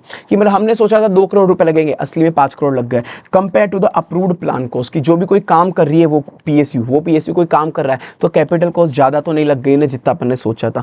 उससे रेट ऑफ रिटर्न जितना अपन ने प्लान करा था उतना मिला क्या, जितना अपन ने प्लान करा था रेट ऑफ रिटर्न उतना मिला क्या। अपन ने सोचा था 15% रिटर्न मिल ही जाएगा इस वाले प्रोजेक्ट से, पर असली में मिला 5%। साथ में क्या कोई adequate repair and maintenance programme है क्या, कि वो टाइम टू टाइम मशीन वगैरह को रिपेयर करा लेते हैं, या इनके पास जो प्रोजेक्ट की प्लानिंग है, कोई भी प्रोजेक्ट लगा रहे हैं उसकी जो प्लानिंग करते हैं प्रोजेक्ट लगाने के पहले, वो प्रोजेक्ट प्लानिंग अच्छे से कर रहे हैं, या फिर इनएफिशिएंट, इनसफिशिएंट प्लानिंग कर रहे हैं वो लोग, या फिर उनका कोई जो सिस्टम ऑफ प्रोजेक्ट फॉर्मुलेशन, मतलब वो एक ही प्रोजेक्ट जो फॉर्मुलेट कर रहे हैं, एग्जीक्यूट कर रहे हैं ओवरऑल, कि यहाँ पे प्रोजेक्ट की प्लानिंग उनकी अच्छी है या नहीं, और जो प्रोजेक्ट एग्जीक्यूट कर रहे हैं एग्जीक्यूट भी अच्छे से साउंड तरीके से एग्जीक्यूट कर रहे हैं या नहीं कर रहे। तो ये सब देखेंगे। जो भी हमारा प्लान्ड प्रोडक्शन था, हमने सोचा था इतना प्रोडक्शन हमारा अचीव हो जाएगा, वो अचीव हुआ है या नहीं हुआ है। परचेस की पॉलिसी उनकी एडिक्वेट है या नहीं, कि जो परचेस करते हैं वो अच्छे से परचेस करते हैं। कॉस्ट कंट्रोल मेजर वगैरह, और साथ में ये भी देखना पड़ेगा कि उन्होंने टाइम टू टाइम कॉस्ट को कंट्रोल में रखते हैं बोलो। ठीक है, तो ये सब चीजें अपन को देखनी है। तो सर इसके अंदर मैंने तुमको से बहुत बार बोला है, हर पूरी ऑडिट के अंदर बोल रहा हूं कि मैक्सिमम अपन को 5 पॉइंट ही याद करने होते हैं, क्योंकि मैक्सिमम 5 मार्क्स का क्वेश्चन आता है सर। पर पढ़ने सारे क्योंकि MCQ कहीं से भी आ जाएगा, पढ़ने सारे क्योंकि MCQ कहीं से भी आ जाएगा। तो 5 पॉइंट तो मैं तुमको यही याद करा दूंगा, यही याद करा दूंगा। लेट्स से तुमको अज्यूम करना है कि तुम कहीं पे इन्वेस्टमेंट कर रहे हो, तो गवर्नमेंट भी तो PSU में इन्वेस्टमेंट ही कर रही है, करती है एक तरह से। तो तुम कहीं पे इन्वेस्टमेंट कर रहे हो तो तुम क्या क्या चीजों की R&D करोगे, कुछ चीजों की R&D करोगे। लेट्स से कहीं पे भी इन्वेस्टमेंट करना है शेयर मार्केट वगैरह में, या कहीं पे कोई प्रॉपर्टी खरीदी है, तो ऐसे ही थोड़ा ना खरीद लोगे प्रॉपर्टी शेयर मार्केट, पूरा R&D करोगे, पूरा R&D करो, अच्छे से रिसर्च करोगे पूरा का पूरा। करते हो नहीं करते हो? तो तुमको कभी भी इन्वेस्टमेंट करना है तो तुमको अच्छे से R&D करना है, तुमको अच्छे से R&D करना है कि कितनी कॉस्ट लगेगी हमारी, मतलब कितनी कैपिटल लगेगी, कितना रिटर्न मिलेगा, कितनी कॉस्ट लगेगी, कितना रिटर्न मिलेगा। तो तुम कभी भी कहीं पे इन्वेस्टमेंट करो तो पूरा अच्छे से R&D करो कि कितनी हमको कैपिटल डालनी पड़ेगी, कितना रिटर्न मिलेगा, कितनी कैपिटल डालनी पड़ेगी, कितना रिटर्न मिलेगा। और जो भी मैं इन्वेस्टमेंट कर रहा हूँ उसकी time to time repair maintenance cost तो नहीं है। जैसे मैंने कोई घर लिया, एक घर या प्रॉपर्टी ली इन्वेस्टमेंट के लिए, तो टाइम टू टाइम उसको रिपेयर मेंटेनेंस कराना पड़ता है। तो इसलिए मुझे ये भी सोचना पड़ेगा टाइम टाइम को रिपेयर मेंटेनेंस तो नहीं कराना। पहले ये 4 पॉइंट याद हो गए, इजीली याद हो गए कि सर जब भी मैं इन्वेस्टमेंट करूंगा तो मैं अच्छे से R&D करूंगा, जब भी मैं इन्वेस्टमेंट करूंगा तो अच्छे से R&D करूंगा, अच्छे से R&D करूंगा कि मेरी कितनी कैपिटल कॉस्ट लगने वाली और कितना रिटर्न मिलेगा, तो कितनी ओवरऑल कैपिटल कितना रिटर्न मिलेगा, कितनी कॉस्ट लगने वाली कितना रिटर्न मिलेगा, तो मैं अच्छे से R&D करूंगा कि कितनी कॉस्ट में लगने वाली है कितना रिटर्न मिलेगा, कितनी कॉस्ट लगने वाली कितना रिटर्न मिलेगा, और उस इन्वेस्टमेंट का कोई रिपेयर मेंटेनेंस भी है क्या, उस इन्वेस्टमेंट का रिपेयर मेंटेनेंस भी है क्या। 4 पॉइंट याद हो गए। बस एक और कोई सा भी कर लेना साथ में। अब जब तुम इतने अच्छे से कोई प्रोजेक्ट लगा रहे हो, इन्वेस्टमेंट कर रहे हो प्रोजेक्ट लगा रहे हो, तो भाई उसकी प्लानिंग के लिए कोई अच्छा सा सिस्टम लिया हो, उसकी प्लानिंग के लिए कोई अच्छा सा सिस्टम से करना, मतलब उसकी प्लानिंग बिल्कुल अच्छे सिस्टम से करना, पुअर प्लानिंग मत करना, इसकी पूरे प्रोजेक्ट की पुअर प्लानिंग मत करना, पूरे प्रोजेक्ट की पुअर प्लानिंग मत करना। अगर तुम्हारे पास कोई सिस्टम नहीं है तो नया सिस्टम खरीद के ले आओ, प्रोजेक्ट फॉर्मुलेशन का नया सिस्टम खरीद के ले आओ। तो भाई कोई भी पुअर इनएफिशिएंट प्रोजेक्ट की प्लानिंग मत करना, एक साउंड एग्जीक्यूशन करना है अपन को, साउंड सिस्टम ऑफ फॉर्मुलेशन चाहिए, मतलब साउंड सिस्टम तुम खरीद के ले आओ, sound system of project formulation तुम खरीद के लिए लाना हो तो। ठीक है सर, याद हो गया। तो सर वापस एक बार देख लेते, और बाकी वही है कि क्या प्रोडक्शन और परचेज रिलेटेड 2 पॉइंट है, कोई से भी याद कर लो, पैसे 5 याद करना। प्रोडक्शन और परचेज रिलेटेड, प्रोडक्शन भी अचीव हो गया, परचेज पॉलिसी भी एडुकेट है। ठीक है सर। तो जब भी मैं इन्वेस्टमेंट कर रहा हूं तो मैं R&D करूंगा अच्छे से कि मेरी कितनी कैपिटल लगने वाली है, कितना रिटर्न मिलेगा, उस इन्वेस्टमेंट पे कहीं भी रिपेयर मेंटेनेंस का एक्सपेंस लगेगा क्या। फिर जब भी तुम प्लानिंग कर रहे हो, इतना बड़ा इन्वेस्टमेंट कर रहे हो, तो प्लानिंग तुम्हारी पुअर नहीं होनी चाहिए, अच्छा वाला सिस्टम खरीद के ले आओ, अच्छा वाला सिस्टम प्रोजेक्ट फॉर्मेशन ले आओ, प्लानिंग तुम्हारी पुअर नहीं होनी चाहिए। डन सर, ये हो गए अपने कॉम्प्रिहेंसिव ऑडिट का एक पॉइंट। अब फिर अपन को प्रोप्राइटरी ऑडिट देखना है। सर प्रोप्राइटरी ऑडिट क्या होता है? सर प्रोप्राइटरी ऑडिट के अंदर अपन को देखना होता है कि कभी कभार एक्सपेंडिचर क्या होता है, सारे क्राइटेरिया मीट कर रहा है कि हाँ भाई ऑथोराइज भी था, फाइनेंशियल अकाउंटिंग भी सही करी, लो रेगुलेशन से भी कंप्लाई कर रहा है, सारे क्राइटेरिया मीट कर रहा है, पर असली में वो वेस्टफुल एक्सपेंडिचर था, उस एक्सपेंडिचर की जरूरत ही नहीं थी, उस एक्सपेंडिचर की जरूरत ही नहीं थी। लेट्स से मैंने तुमको बोला कि एक हैंडपंप ऑलरेडी यहाँ पे बना हुआ था, एक हैंडपंप ऑलरेडी यहाँ पे बना हुआ था, इस गली के अंदर एक हैंडपंप, ये गली है, इस गली में हैंडपंप नहीं होता पानी निकालने वाला, वो बोरवेल या फिर हैंडपंप यहाँ पे पहले ही बना हुआ था, एग्जैक्ट वो का वही बोरवेल इन्होंने यहाँ पर जस्ट पास वाले के सामने भी बना दिया। कोई सेंस है क्या भाई? पास वाला इंसान तो यहाँ पर जाकर ही पानी निकाल सकता था जबरदस्ती, यहाँ पे जो भी रुपए लगे 2-5 करोड़ जो भी लगे, वो क्यों लगा है? तो उसकी जरूरत ही नहीं थी, उसकी जरूरत ही नहीं, माना वो अप्रूव था, सब कुछ था, पर उसकी जरूरत ही नहीं थी। तो वेस्टफुल एक्सपेंडिचर मत करो। कहीं पे मेट्रो की जरूरत ही नहीं है, जिस जगह जयपुर वाली मेट्रो का मैंने एग्जांपल दिया, वो वाली जिस जगह इन्होंने मेट्रो लगाई उस जगह मेट्रो की जरूरत ही नहीं है, कोई जाता ही नहीं है उधर। माना तुमने बना दी, सब कुछ ऑथोराइज था, पर जरूरत ही नहीं थी, वेस्टफुल खर्चा कर दिया। ठीक है, वेस्टफुल खर्चा कर दिया तुमने जबरदस्ती का, तो वो वाला नहीं, वेस्टफुल खर्चा नहीं करना। कहीं पे स्कूल की जरूरत ही नहीं थी, वहाँ पे सब बड़े बड़े लोग हैं, बच्चे है ही नहीं, तो क्यों बना दी स्कूल, मतलब ऐसा कहीं पे भी वेस्टफुल खर्चा इसकी जरूरत ही नहीं थी। तो ये बोलता है कि कहीं पे भी वेस्टफुल एक्सपेंडिचर मत करो। तुम जब भी पैसों का ध्यान, तब भी तुम पैसों का खर्च कर रहे हो, तो तुम्हें थोड़ी फाइनेंशियल प्रूडेंस दिमाग लगा के करो, फाइनेंशियल मैनेजमेंट वाला दिमाग लगा के करो कि अगर वो खुद का पैसा होता, अगर वो तुम्हारा खुद का पैसा होता, तो भी तुम वो खर्चा करते क्या, वैसा दिमाग लगा के तुमको खर्च करना है हमेशा। तो ये देखो, तो वेस्टफुल एक्सपेंडिचर मत करो, थोड़ा फाइनेंशियल प्रूडेंस, थोड़ा फाइनेंशियल दिमाग लगा के करो कि तुम सेम विजिलेंस लेते क्या in respect of expenditure income from public money, अगर वही पैसा तुम्हारा खुद का होता, ओन मनी होता, तो जो तुम्हें पब्लिक का पैसा खर्च करो वो ऐसा सोच के करो कि वो खुद का ही पैसा है, तो तुम बिल्कुल फाइनेंशियल प्रूडेंस दिमाग लगा के खर्च करोगे, वेस्टफुल एक्सपेंडिचर नहीं करोगे। तो अपन को इसके अंदर मेन देखना है अपन को पीसीसी। अपन इसमें क्या चीजें चेक करते हैं? पीसीसी, 3 चीजें चेक करते हैं, पीसीसी 3 चीजें चेक करते हैं कि जो भी खर्च हुआ वो पब्लिक इंटरेस्ट के लिए हुआ, कॉमनली एक्सेप्टेड कस्टम के हिसाब से हुआ, स्टैंडर्ड ऑन कंडक्ट के हिसाब से हुआ।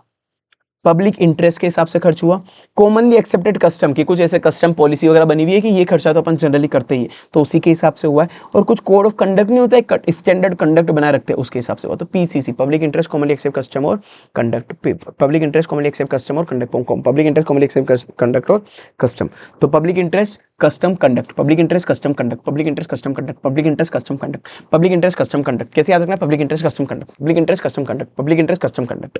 ठीक है, पीसीसी के हिसाब से करना। अब सर कुछ प्रिंसिपल है जो आपको हर एक ट्रांजैक्शन में देखने की ये प्रिंसिपल मीट हो रहे हैं या नहीं हो रहे हैं, ताकि अपन मान सके कि प्रोप्राइटरी ऑडिट अपनी हो रही है नहीं हो रही सही से।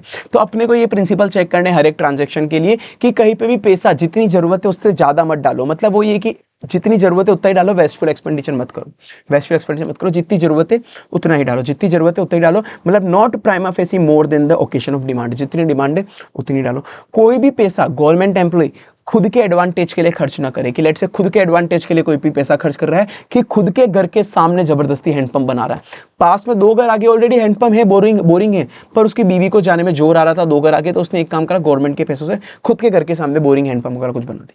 ऐसा खुद के एडवांटेज के लिए मत करो, या फिर किसी पर्टिकुलर पर्सन के एडवांटेज के लिए मत करो, खुद के एडवांटेज के लिए मत करो, या फिर पर्टिकुलर पर्सन या ग्रुप के एडवांटेज के लिए मत करो, कि या तो खुद के लिए हैंडपंप बना दिया, या उसकी ये घर वाली, या तो घर वाली के लिए हैंडपंप बना दिया, या उसकी कोई बाहर वाली भी एग्जिस्ट करती थी, उसकी कोई बाहर वाली भी एग्जिस्ट करती थी, तो उसने उसकी बाहर वाली के लिए उसके घर के सामने एडवांटेज कर दिया, उसके लिए हैंडपंप बनवा दिया, तो उसने एक स्पेसिफिक पर्सन को बेनिफिट दिया। तो या तो खुद को बेनिफिट या पर्टिकुलर पर्सन को बेनिफिट, इसके लिए मत करो। तो ओकेशन, तो 3 पॉइंट क्या होगा सर इसके, कि कभी भी जितना खर्चा करना है उतना ही करो, उससे ज्यादा मत करो, ओकेशन ऑफ डिमांड से ज्यादा मत करो, ओकेशन ऑफ डिमांड से ज्यादा मत करो, ओन एडवांटेज के लिए या फिर पर्टिकुलर पर्सन के एडवांटेज के लिए मत करो, जितना करना था उतना ही करो, ओकेशन ऑफ डिमांड से ज्यादा मत करो, ओन एडवांटेज या फिर पर्टिकुलर पर्सन के एडवांटेज के लिए मत करो, ओन एडवांटेज या पर्टिकुलर पर्सन के एडवांटेज के लिए मत करो। और जो भी गवर्नमेंट एम्प्लॉई है, कभी भी कोई पे वो रिश्वत वगैरह या बीच की चीजें ना निकाले, मतलब जो उनको रिम्यूनरेशन मिल रही है, जो उनको रिम्यूनरेशन मिल रही है उसके अलावा और कहीं से भी वो बेनिफिट ना निकाले। इट इज एग्रीड, जो रिम्यूनरेशन मिल रही है तो अपार्ट फ्रॉम दैट कोई भी अदर रेवेन्यू से वो पैसा कमाने की कोशिश ना करे, मतलब रिश्वत वगैरह ना ले करो, ठीक है ना सर। तो जितना पैसा खर्च करना उतना ही करा, ओकेशन ऑफ डिमांड के हिसाब से, खुद के एडवांटेज या किसी पर्टिकुलर पर्सन के एडवांटेज के लिए नहीं करा। अब सर फंक्शन क्या होता है, अब प्रोप्राइटरी ऑडिट के लिए अब ऑडिटर का क्या फंक्शन होता है, ऑडिटर को क्या क्या चीजें कैसे मतलब उसकी ऑडिट करनी है एक तरह से प्रोप्राइटरी ऑडिट के लिए। तो प्रोप्राइटरी ऑडिट के लिए वो ऑडिटर देखेगा कि जो भी तुमने खर्चा करा, क्या कोई उसका सब्सटीट्यूट प्लान अवेलेबल था क्या, कि इस खर्चे की जगह तुम कोई सब्सटीट्यूट कर सकते थे जिससे ज्यादा इंप्रूवमेंट आती, वो ऑडिटर देखेगा कि जो भी तुमने एक्सपेंडिचर करा वो प्रॉपर्ली प्लान था या नहीं था, प्रॉपर्ली प्लान था नहीं था, ऐसे अंधाधुंध तुमने हर कैसे ही कर दिया, हर कैसे खर्चा कर दिया। जो भी एक्सपेंडिचर करा वो राइटफुल वे में करा, जिससे मैक्सिमम रिजल्ट मिले, अच्छे से अच्छा रिजल्ट मिले, वो राइटफुल वे के अंदर करा।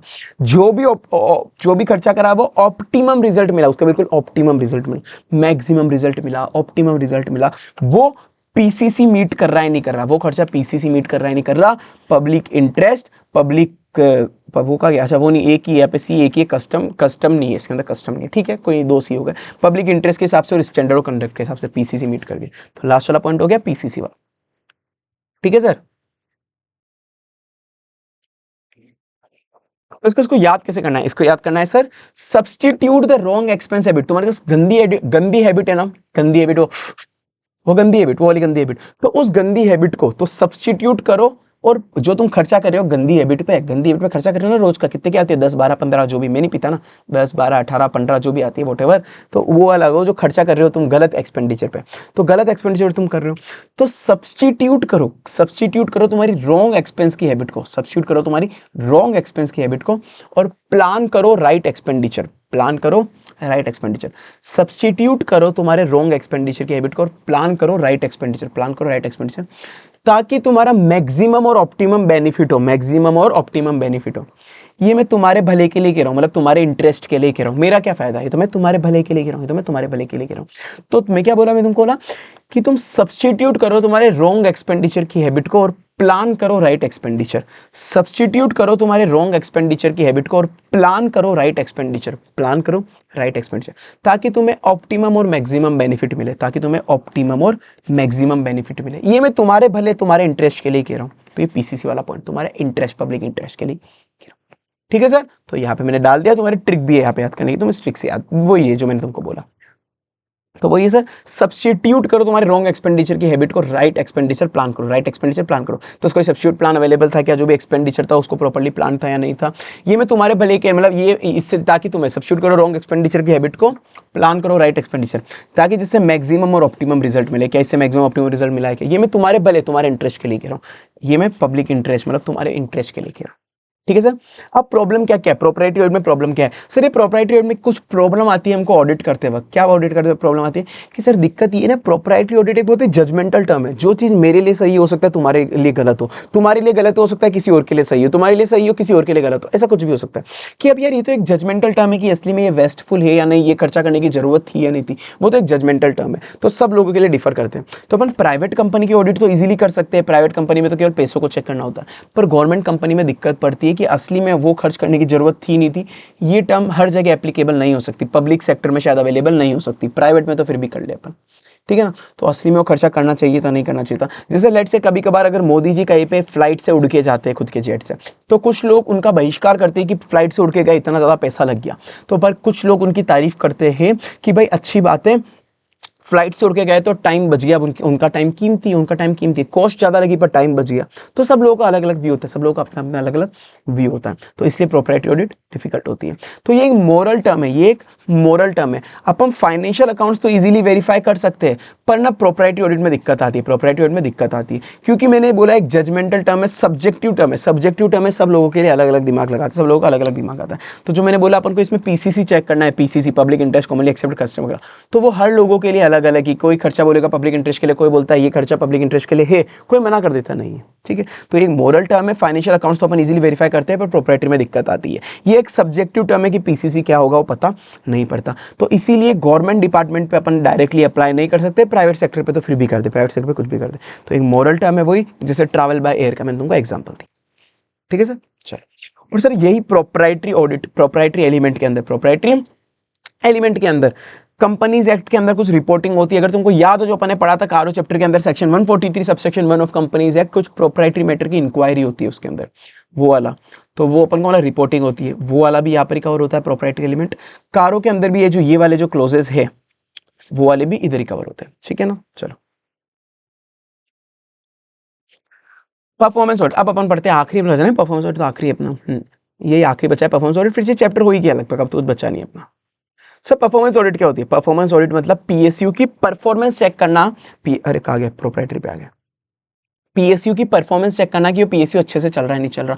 क्यों करते हैं अपन ये? क्योंकि हर एक पीएसयू, हर एक गवर्नमेंट का ऑर्गेनाइजेशन वगैरह वो पब्लिक के पैसों से चल रहा है, वो पब्लिक के पैसों से चल रहा है। तो भाई अपन उस गवर्नमेंट ऑर्गेनाइजेशन की परफॉर्मेंस इवेल्युएट करेंगे कि वो अच्छे से चल रहा है नहीं चल रहा, इफिशिएंटली इफेक्टिवली चल रहा है नहीं चल रहा, क्योंकि पब्लिक का पैसा इन्वॉल्व है। तो पब्लिक अकाउंटेबिलिटी है या नहीं कोई? पब्लिक अकाउंटेबिलिटी नाम की चीज होगी नहीं होगी कोई? तो अपन गवर्नमेंट ऑर्गेनाइजेशन की परफॉर्मेंस को इवेल्युएट करेंगे, गवर्नमेंट ऑर्गेनाइजेशन की परफॉर्मेंस को इवेल्युएट करेंगे। क्यों? ताकि अपन देख सके कि पब्लिक अकाउंटेबिलिटी देख सके, क्योंकि हर एक गवर्नमेंट पब्लिक के लिए अकाउंटेबल है, हर गवर्नमेंट पब्लिक के लिए अकाउंटेबल है, और कुछ भी गलती हुई तो करेक्टिव एक्शन लेना। तो बस वही है, सिस्टमेटिकली एग्जामाइन करना और इंडिपेंडेंटली असेस करना, सिस्टमेटिकली एग्जामाइन करना और इंडिपेंडेंटली असेस करना, सिस्टमेटिकली एग्जामिनेशन करना और इंडिपेंडेंटली असेस करना, performance of government organisation, performance of government organisation, systematically examine करना और इंडिपेंडेंटली असेस करना, सिस्टमेटिकली एग्जामिन करना और इंडिपेंडेंटली असेस करना, गवर्नमेंट की ऑर्गेनाइजेशन की परफॉर्मेंस को अपन को देखना है। क्यों देखना है अपन को?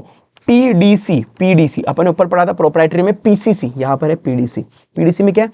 ताकि अपन पब्लिक अकाउंटेबिलिटी इंप्रूव कर पाए, पब्लिक अकाउंटेबिलिटी इंप्रूव कर पाए, जिससे पीडी से डिसीजन मेकिंग अच्छे से हो, और कुछ भी गलती हो रही है तो करेक्टिव एक्शन हो जाए, कुछ भी गलती हो रही है तो करेक्टिव एक्शन हो जाए। तो PDC, public accountability, decision making और corrective action, public accountability, decision making और करेक्टिव एक्शन। ठीक है सर।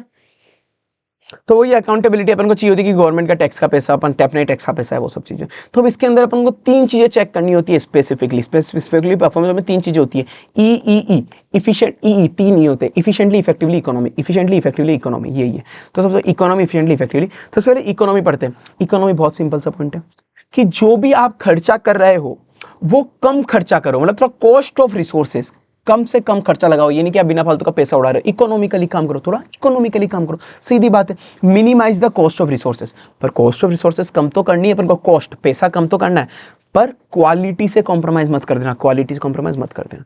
ठीक है, तो कॉस्ट ऑफ रिसोर्सेस कम करना, यहां पर है रुपए को कम करना, cost of resources.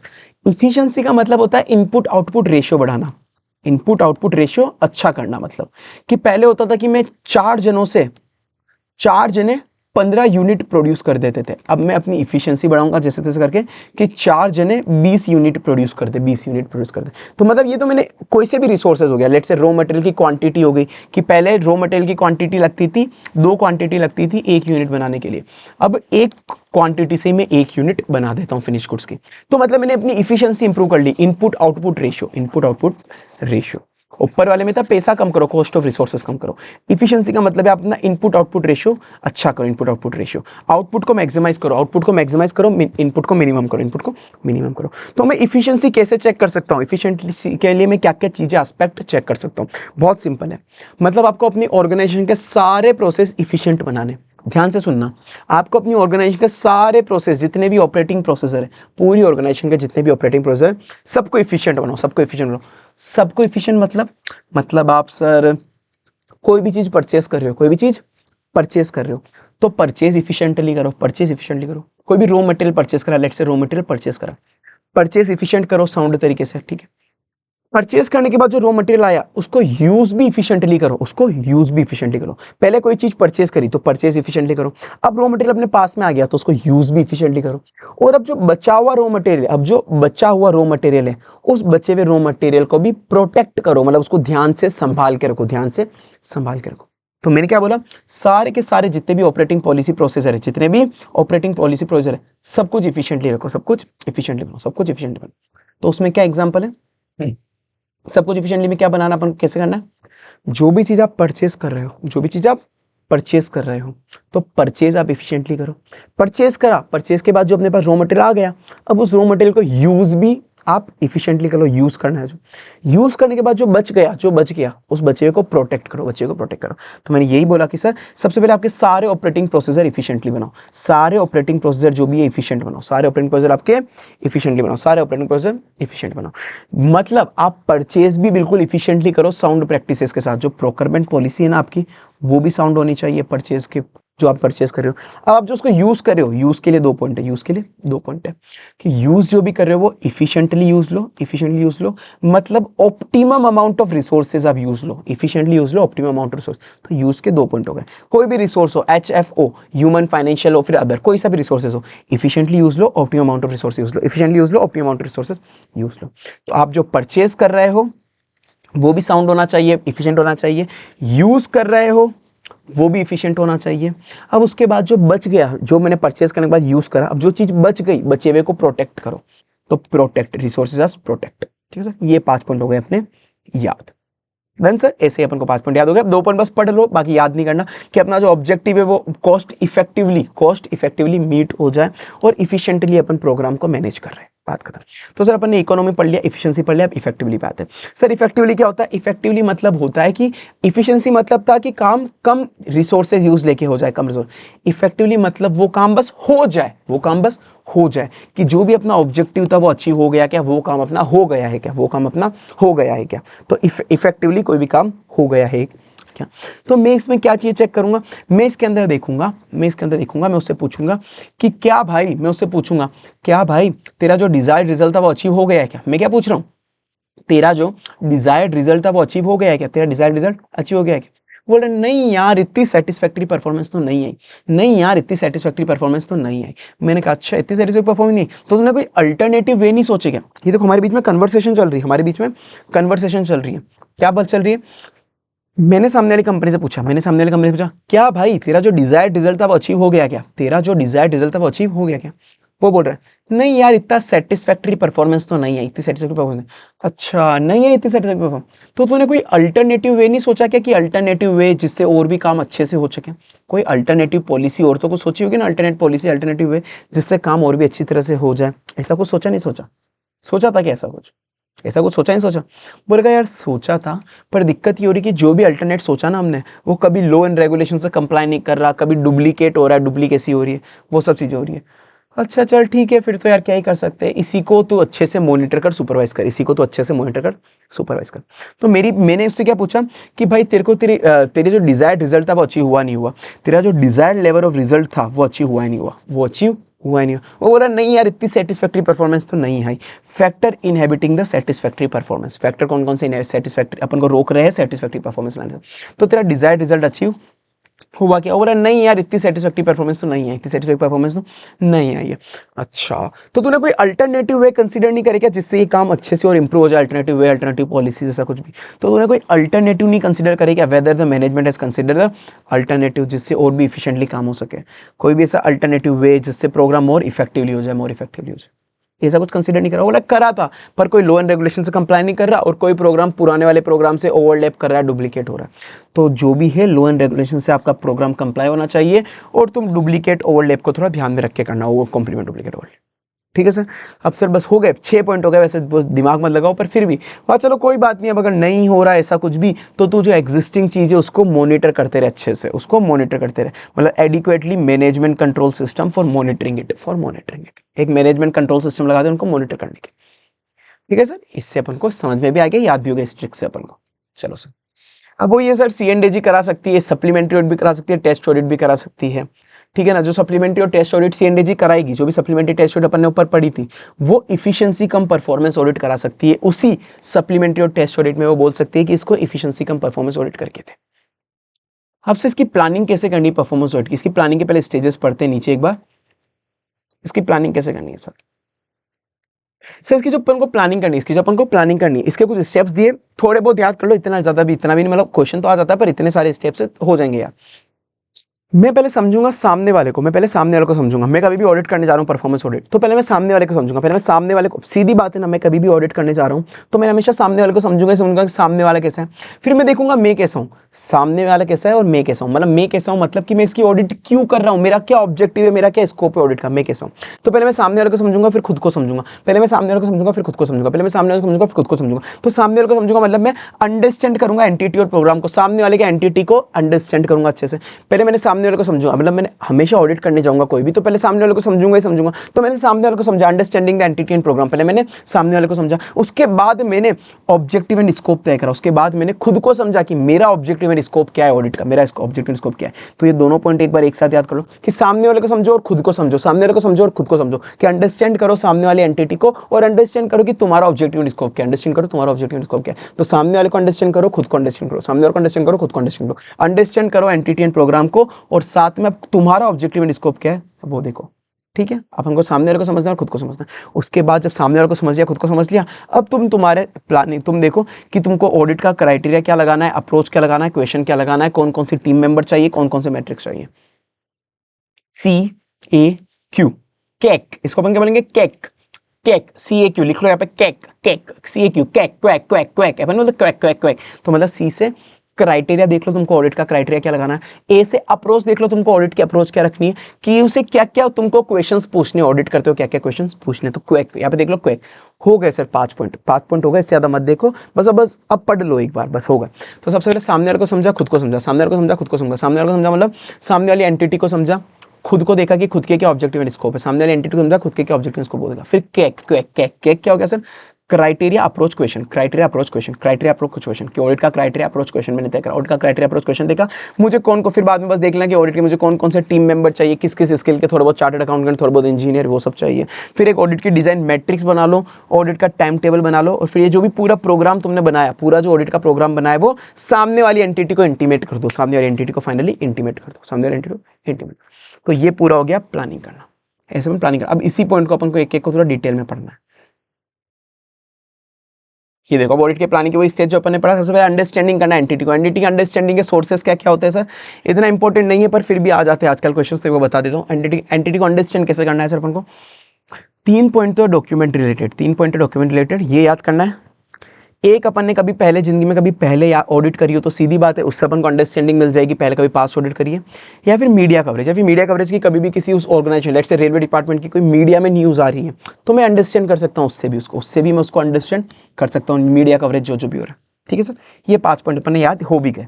3 point document के, एक मैंने कभी कोई पहले ऑडिट करी है या फिर मीडिया कवरेज, 3 पॉइंट डॉक्यूमेंट के हो गए, 3 पॉइंट तो डॉक्यूमेंट के हो गए। एक मैंने कभी पास्ट में कोई ऑडिट करी है या फिर मीडिया कवरेज, एक मीडिया कवरेज। 3 पॉइंट डॉक्यूमेंट के क्या है सर, एंटिटी का कोई डॉक्यूमेंट अवेलेबल हो, लेट्स से एंटिटी का एनुअल रिपोर्ट, एंटिटी के फाइनेंशियल स्टेटमेंट, वो वगैरह पढ़ लो। क्योंकि अब ये एक तरह की PSU है, ये एक PSU है, तो इसके कुछ लेजिस्लेटिव लॉ एंड रेगुलेशन भी होंगे, लेजिस्लेटिव लॉ एंड रेगुलेशन भी इस पे होंगे कुछ, जब पार्लियामेंट में कोई एक्ट पास हुआ होगा इसका, तो मैं वो पढ़ लूंगा जो भी इसके लेजिस्लेटिव रिलेटेड डॉक्यूमेंट है, या फिर इसके जो पॉलिसी रिलेटेड डॉक्यूमेंट है, जो भी मिनिस्ट्री ऑफ फाइनेंस या फिर प्लानिंग कमेटी ने इसके लिए कोई पॉलिसी इशू करी तो वो पढ़ लूंगा। तो 3 तरह के डॉक्यूमेंट हो गए, एंटिटी के खुद के डॉक्यूमेंट पढ़ लूंगा, पार्लियामेंट ने जो कोई भी लेजिस्लेटिव तो खुद की एंटिटी के डॉक्यूमेंट लेजिस्लेटिव या फिर पॉलिसी, लेजिस्लेटिव पॉलिसी, एंटिटी के डॉक्यूमेंट लेजिस्लेटिव पॉलिसी, एंटिटी के डॉक्यूमेंट लेजिस्लेटिव पॉलिसी, एंटिटी के डॉक्यूमेंट लेजिस्लेटिव पॉलिसी, एंटिटी के डॉक्यूमेंट लेजिस्लेटिव पॉलिसी, एंटिटी के डॉक्यूमेंट लेजिस्लेटिव पॉलिसी, एंटिटी के डॉक्यूमेंट लेजिस्लेटिव पॉलिसी। तो मैं 3 तरह के मैंने डॉक्यूमेंट देख ली। उसके बाद पास्ट में मैंने कभी कोई ऑडिट करी है वो वाला देख लूंगा, मीडिया कवरेज देखूंगा, पास्ट में मैंने कोई ऑडिट करी वो या फिर मीडिया कवरेज, पास्ट में मैंने कोई ऑडिट करी वो या फिर मीडिया कवरेज, पास्ट में मैंने कोई ऑडिट करी वो या फिर मीडिया कवरेज, पास्ट में मैंने कोई ऑडिट करी है वो फिर मीडिया कवरेज। ठीक है सर, ये 5 पॉइंट अपन को इजीली याद हो गए हैं। 3 पॉइंट डॉक्यूमेंट के हो गए, उसके अंदर पे एंटिटी, लेजिस्लेटिव और पॉलिसी के डॉक्यूमेंट, और बाकी ये 2 पॉइंट। और बाकी कुछ नहीं, कोई भी एकेडमिक या रिसर्च पेपर है तो वो देख लेना। स्पेशल फोकस ग्रुप जो वर्ल्ड बैंक, IMF वगैरह जो होते हैं, इन्होंने इसके लिए कोई रिपोर्ट पब्लिश करते वो देख लेना। फिर उसके बाद मैंने क्या देखा था कि सामने वाले को अंडरस्टैंड करा, मैंने खुद को अंडरस्टैंड करा, फिर ऑडिट का क्राइटेरिया डिफाइन करा, और फिर उसके बाद मैंने कैक बोला था, CAQ, क्राइटेरिया, ऑडिट अप्रोच और एक और क्वेश्चन। तो क्राइटेरिया तुमको क्या डिसाइन करना है? क्राइटेरिया मतलब जो भी तुम स्टैंडर्ड यूज करने वाले हो किसी भी चीज की ऑडिट करने के लिए, तुम एक स्टैंडर्ड डिफाइन करोगे ना, कि असली में गरीबी मिटी नहीं मिली, असली में गरीबी मिटी नहीं मिटी, इसके लिए तुमने कोई स्टैंडर्ड रखा होगा। स्टैंडर्ड कि मतलब मैं अब सब लोगों की इनकम कंपेयर करूंगा, सब लोगों की इनकम कंपेयर करूंगा। 1 लाख का मैंने एक क्राइटेरिया रख दिया, 1 लाख, जिसकी इनकम 1 लाख से ऊपर है साल की, वो अब गरीब नहीं रहा, ऐसा कोई भी क्राइटेरिया डिफाइन करा। तो वो क्राइटेरिया में कैसे मैं किस किस सोर्स से ले सकता हूँ, वो क्राइटेरिया में किस किस सोर्स से ले सकता हूँ, वो क्राइटेरिया में ले सकता हूँ कंपनी के अंदर की, कंपनी के अंदर से या कंपनी के बाहर से, कंपनी के अंदर से या कंपनी के बाहर से, कंपनी के अंदर से या कंपनी के बाहर से, इसका क्वेश्चन आया है। तो क्राइटेरिया में ले सकता हूं कंपनी के अंदर से, कंपनी के बाहर से, कंपनी के अंदर से, कंपनी के बाहर से, कंपनी के अंदर से, कंपनी के बाहर, मतलब कंपनी के अंदर की खुद की कोई भी मैनुअल और पॉलिसीज वगैरह है, कंपनी के अंदर की जो भी इंटरनल मैनुअल और पॉलिसी है उससे, या फिर कंपनी के बाहर का कोई भी जो एक्सटर्नल एक्सपर्ट वगैरह है वो, कंपनी के बाहर का कोई भी एक्सटर्नल एक्सपर्ट वगैरह है वो सब। ठीक है, ये वाला।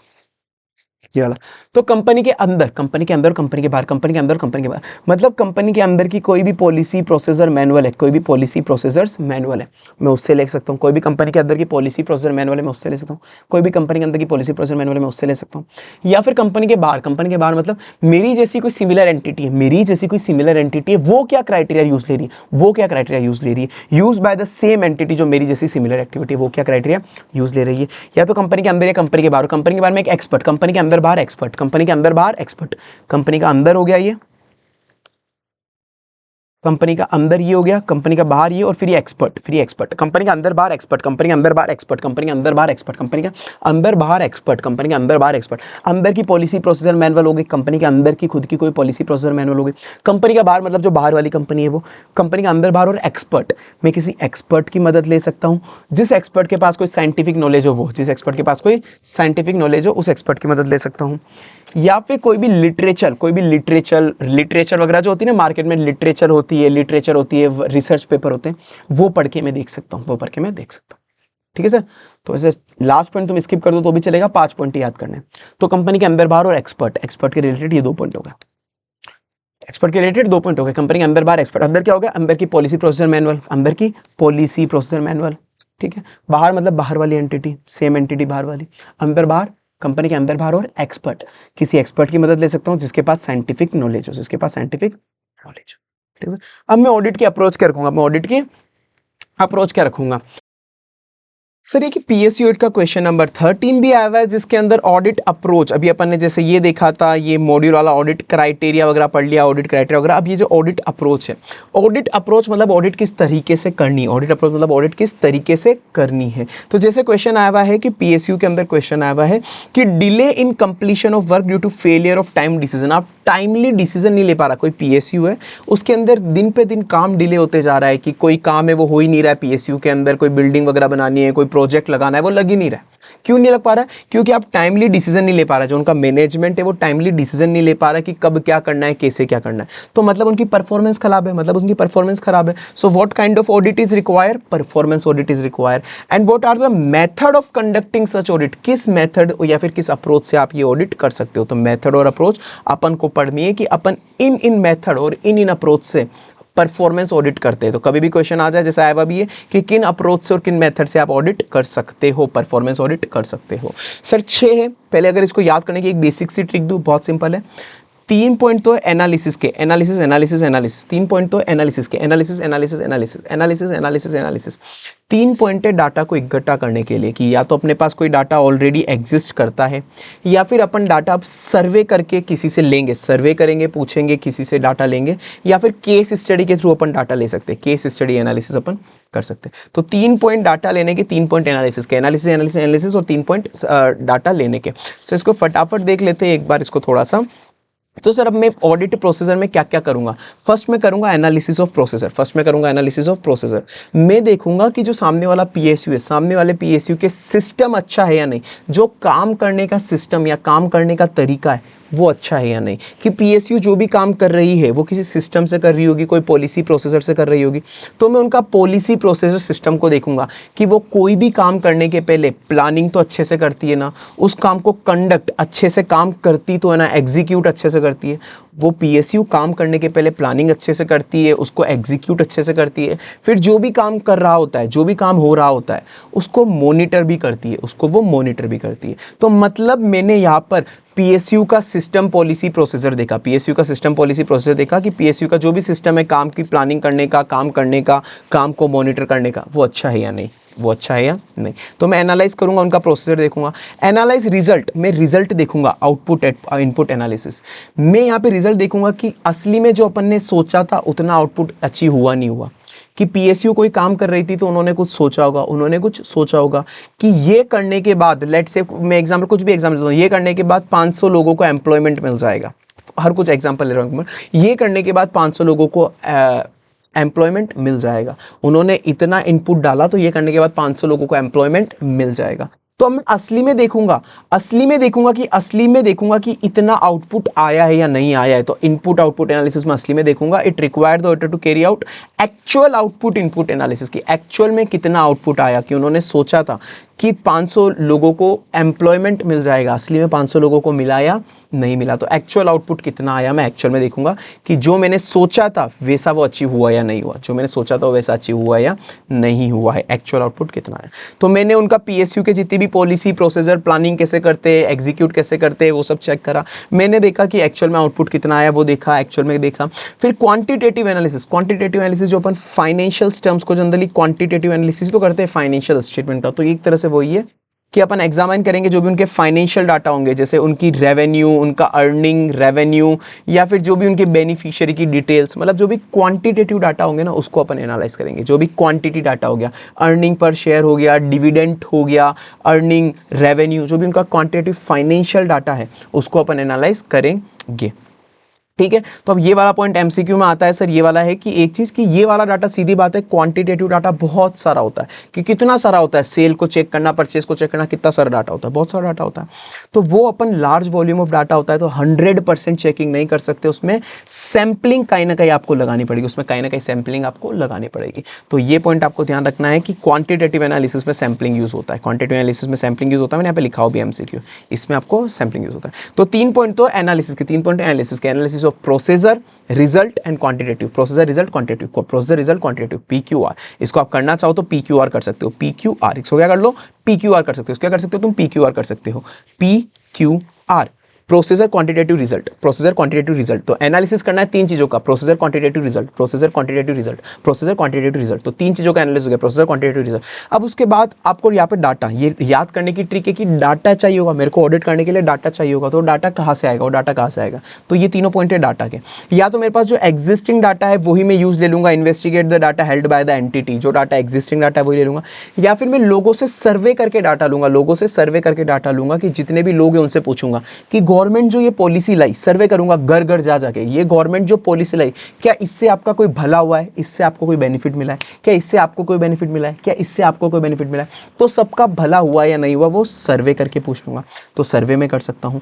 तो इससे एग्जिस्टिंग डाटा यूज ले सकता हूं, सर्वे में कर सकता हूं। या फिर केस स्टडी, कोई भी एंटिटी प्रोग्राम को मैं केस स्टडी टाइप एनालिसिस कर सकता हूं, कोई भी एक स्पेसिफिक इशू लूंगा कि ये इशू चल रहा है, उसका केस स्टडी एनालाइज कर लूंगा, उसका केस स्टडी एनालाइज कर लूंगा। तो इसका आप 3 चीजों से कर सकते हो। तो पढ़, सब समझ में आ गया, पढ़ भी अपन ने सब लिए, याद 5 पॉइंट करने, याद अपन को 5 पॉइंट करने। 5 पॉइंट में 3 तो एनालिसिस वाले पॉइंट हो गए, 3 एनालिसिस, 3 पॉइंट हो गए एनालिसिस के, पीक्यूआर, प्रोसीजर, क्वांटिटेटिव और result, procedure, quantitative, result, procedure, quantitative, result, procedure, quantitative, result, procedure, quantitative, result, procedure, quantitative, result, procedure, quantitative, result. ये क्या हो गया, PQR, procedure, quantitative, result, procedure, quantitative, result, procedure, quantitative, result, procedure, quantitative, result, PQR.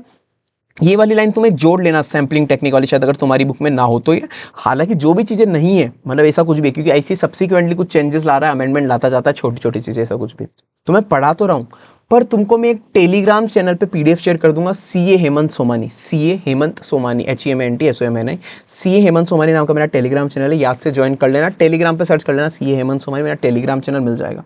जितनी भी ऐसे कोई changes होंगे छोटे मोटे, और मेनली जो ऐसे नए क्वेश्चन नए एमसीक्यू ला रहा है वो मैं एक जगह कंपाइल करके तुमको दे दूंगा, ठीक है ना, टेलीग्राम चैनल पे दे दूंगा, टेंशन मत लो वो सब तो, ठीक है। तो ये क्वांटिटेटिव एनालिसिस हो गया। तो PQR processor quantitative result, 3 point analysis के 3 पॉइंट डाटा इकट्ठा करने का। डाटा इकट्ठा कैसे होता है सर, या तो मैं एग्जिस्टिंग डाटा जो है वही यूज ले लूँ, या फिर सर्वे से नया डाटा लूंगा। एग्जिस्टिंग डाटा वही यूज ले लूँ, सर्वे से नया डाटा लूंगा। एग्जिस्टिंग डाटा वही यूज ले लूँ, सर्वे से नया डाटा लूंगा। और केस स्टडी याद हो तो ठीक है, वरना ये हो गया अपने, ठीक है सर। ये हो गया अपना ऑडिट अप्रोच या ऑडिट मेथड अपन इसको बोल सकते हैं। के बाद ये वाले पॉइंट का सर ऐसे का एक एग्जांपल है मिनिमम वेजेस एक्ट का, कि मिनिमम वेजेस एक्ट जो गवर्नमेंट ने मिनिमम वेजेस एक्ट लगाया, असली में उसका कुछ इंपैक्ट आया या नहीं आया, उसकी परफॉर्मेंस ऑडिट करो कि मिनिमम हर एक इंसान को इतना मिनिमम वेजेस तो देना ही देना है। तो अपन को देखना है, अपन को इसके अंदर देखना है सबसे पहले मिनिमम वेजेस एक्ट की अगर अपन को ऑडिट करनी है तो पहले अपन खुद समझेंगे, कि मिनिमम वेजेस एक्ट क्या होता है, मिनिमम लोगों को कितनी लेबर को कितना इनकम मिलना चाहिए, पहले अपन खुद समझेंगे, पहले अपन को खुद को नॉलेज होनी चाहिए, ठीक है। बेसिक चीजें पहले अपन को खुद को नॉलेज होनी चाहिए। फिर सर खुद को नॉलेज तो होनी चाहिए, फिर अपन उसके बाद अपन देखेंगे कि जो उनको मिनिमम वेजेस आप दे रहे हो, मिनिमम पैसा आप जो दे रहे हो, उनकी स्टैंडर्ड ऑफ लिविंग के हिसाब से दे रहे हो या अभी भी उनको कम दे रहे हो, उनको स्टैंडर्ड ऑफ लिविंग के हिसाब से दे रहे हो या कम दे रहे हो। तो पहले मैंने खुद ने समझा कि लेबर लॉ क्या होता है, लेबर कॉन्ट्रैक्ट क्या होता है, पहले मैंने खुद ने समझा, क्योंकि ऑडिट करने के पहले मुझे खुद को तो समझना पड़ेगा ना। ऑडिट करने के पहले मैंने खुद ने समझा। फिर उसके बाद मैंने देखा कि जो भी तुम उनको पैसा दे रहे हो वो मिनिमम वेजेस है, उनकी स्टैंडर्ड ऑफ लिविंग के हिसाब से दे रहे हो, स्टैंडर्ड ऑफ लिविंग के हिसाब से दे रहे हो। और अगर तुम उसको स्टैंडर्ड ऑफ लिविंग के हिसाब से दे रहे हो, मतलब जो भी उनको जितना चाहिए उनकी लोकल लिविंग कंडीशन, मतलब जो भी उनको जितना पैसा मिनिमम जीने के लिए, जिंदा रहने के लिए चाहिए उतना दे रहे हो या नहीं दे रहे हो। और जो भी तुमने दिया क्या उससे उनकी स्टैंडर्ड ऑफ लिविंग इंप्रूव हुई या नहीं हुई, मतलब जो तुमने मिनिमम वेजेस एक्ट को इंप्लीमेंट करा उसको लगाने के पहले उनकी क्या हालात थी, लगाने के बाद उनकी क्या हालात है वो देखना। तो सबसे पहले must possess knowledge about labour contract और उसके जो प्रोविजंस है, मतलब पूरे पहले मैं समझूंगा लेबर कॉन्ट्रैक्ट प्रोविजंस वगैरह, पहले मैं समझूंगा। फिर समझने के बाद, पहले मैंने खुद ने समझा, पहले लेबर कॉन्ट्रैक्ट एक्ट वगैरह पहले मैंने खुद ने समझा, ठीक है। अब समझने के बाद पहले मैं देखूंगा कि अब उनको उनकी जो लोकल लिविंग कंडीशन है उस हिसाब से, लोकल लिविंग कंडीशन के हिसाब से उनको एक्चुअल कंपनसेशन मिल रहा है या नहीं मिल रहा, जितना उनको मिलना चाहिए उतना मिल रहा है नहीं मिल रहा, और मिल रहा है तो उनकी स्टैंडर्ड ऑफ लिविंग में क्या चेंज आया बिफोर इंप्लीमेंटिंग द एक्ट और आफ्टर इंप्लीमेंटिंग द एक्ट, उससे कोई फर्क पड़ा है। 3 पॉइंट तो सिंपल हो गए कि पहले मैंने खुद ने समझा लेबर एक्ट वगैरह क्या बोलता है, और उनकी जो एक्चुअल कंडीशन है उस हिसाब से उनको पैसा दे रहे हो नहीं दे रहे। लेबर एक्ट क्या बोलता है, उनकी जो एक्चुअल कंडीशन है उस हिसाब से उनको पैसा दे रहे हो नहीं दे रहे हो, उनको उस हिसाब से पैसा दे रहे हो, और दे रहे हो तो उसके बाद क्या उनकी स्टैंडर्ड ऑफ लिविंग पहले से ज़्यादा भी इंप्रूव हुई है या नहीं हुई। 3 पॉइंट इजीली याद हो गए। बस 2 पॉइंट फटाफट पढ़ लो कि साथ में तुम देख लेना कि जो भी मिनिमम वेजेस एक्ट है वो उसके लिए आपको कोई रिटर्न फाइल करने होते हैं, जीएसटी रिटर्न वगैरह होते हैं ना, वैसे पीएफ के रिटर्न, ईएसआई के रिटर्न वो सब होते हैं। तो मैं उनके रिटर्न्स को चेक कर लूंगा कि कौन कौन से रिटर्न प्रिस्क्राइब है, मैं रिटर्न्स चेक कर लूंगा। और साथ में रिटर्न चेक करने के बाद जो भी उनकी लेबर लॉ की एजेंसीज वगैरह है ना, वो लेबर वेलफेयर ऑर्गेनाइजेशन एजेंसी, उनसे भी मैं बात कर लूंगा, उनसे भी मैं कोऑर्डिनेट कर लूंगा, लेबर एक्ट, ईपीएफ के एक्ट, उनसे भी मैं कोऑर्डिनेट कर लूंगा कि भाई कहीं पे भी कोई कमी है क्या, हमारे एक्ट में कहीं पे भी कोई कमी है क्या, आप बता दो। ठीक है सर। तो ये 2 पॉइंट भी आप इधर से लिंक कर सकते हो कि जो भी पीएफ ईएसआई की रिटर्न है वो चेक कर लूंगा, नेचर ऑफ रिटर्न वो चेक कर लूंगा, और साथ में उनकी एजेंसी से भी कोऑर्डिनेट कर लूंगा, ईपीएफ ईएसआई वाली एजेंसी से भी कोऑर्डिनेट कर लूंगा। ठीक है सर, बस बात खत्म सर। ये 5 पॉइंट आप ऐसे कर लें।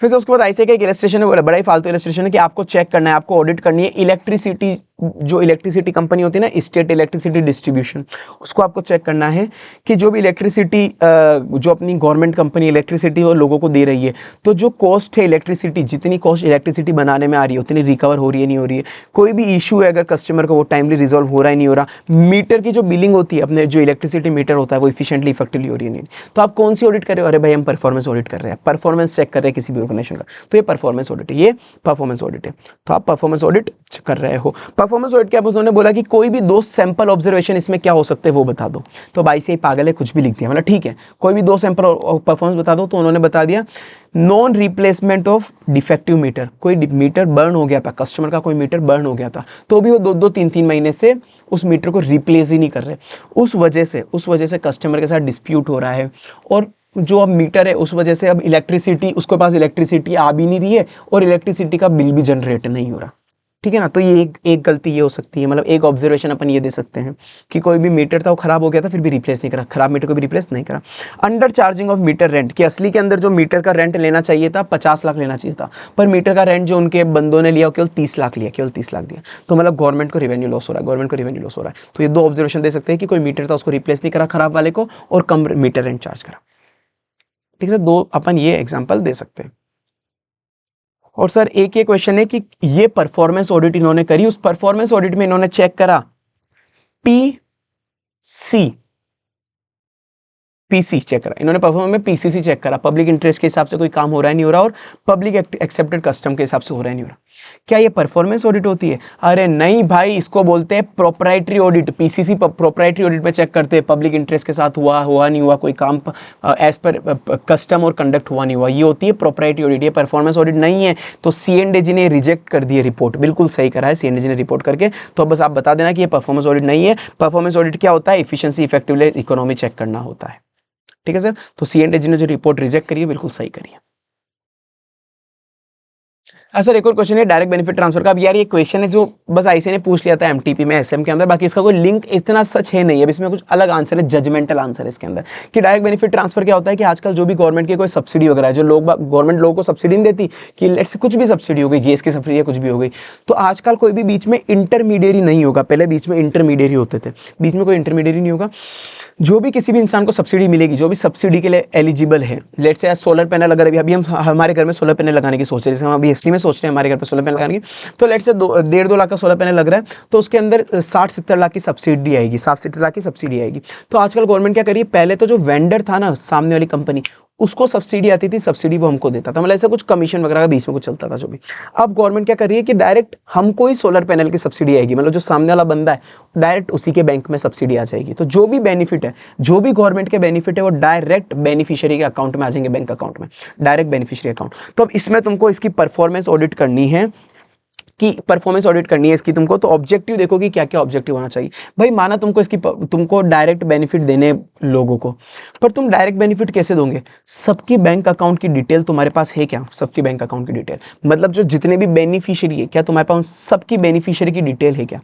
क्या तुम्हारे पास जो तुम अभी वेबसाइट वगैरह चलाओगे डीपीटी के लिए, डीबीटी डायरेक्ट बेनिफिट ट्रांसफर के लिए जो वेबसाइट वगैरह चलाओगे, मतलब तुम्हारे पास पूरे प्रॉपर रिसोर्सेज वगैरह है क्या? प्रॉपर प्लानिंग एंड प्रोसेस है क्या तुम्हारे पास ये सब करने की? प्रॉपर प्लानिंग एंड रिसोर्सेज है क्या?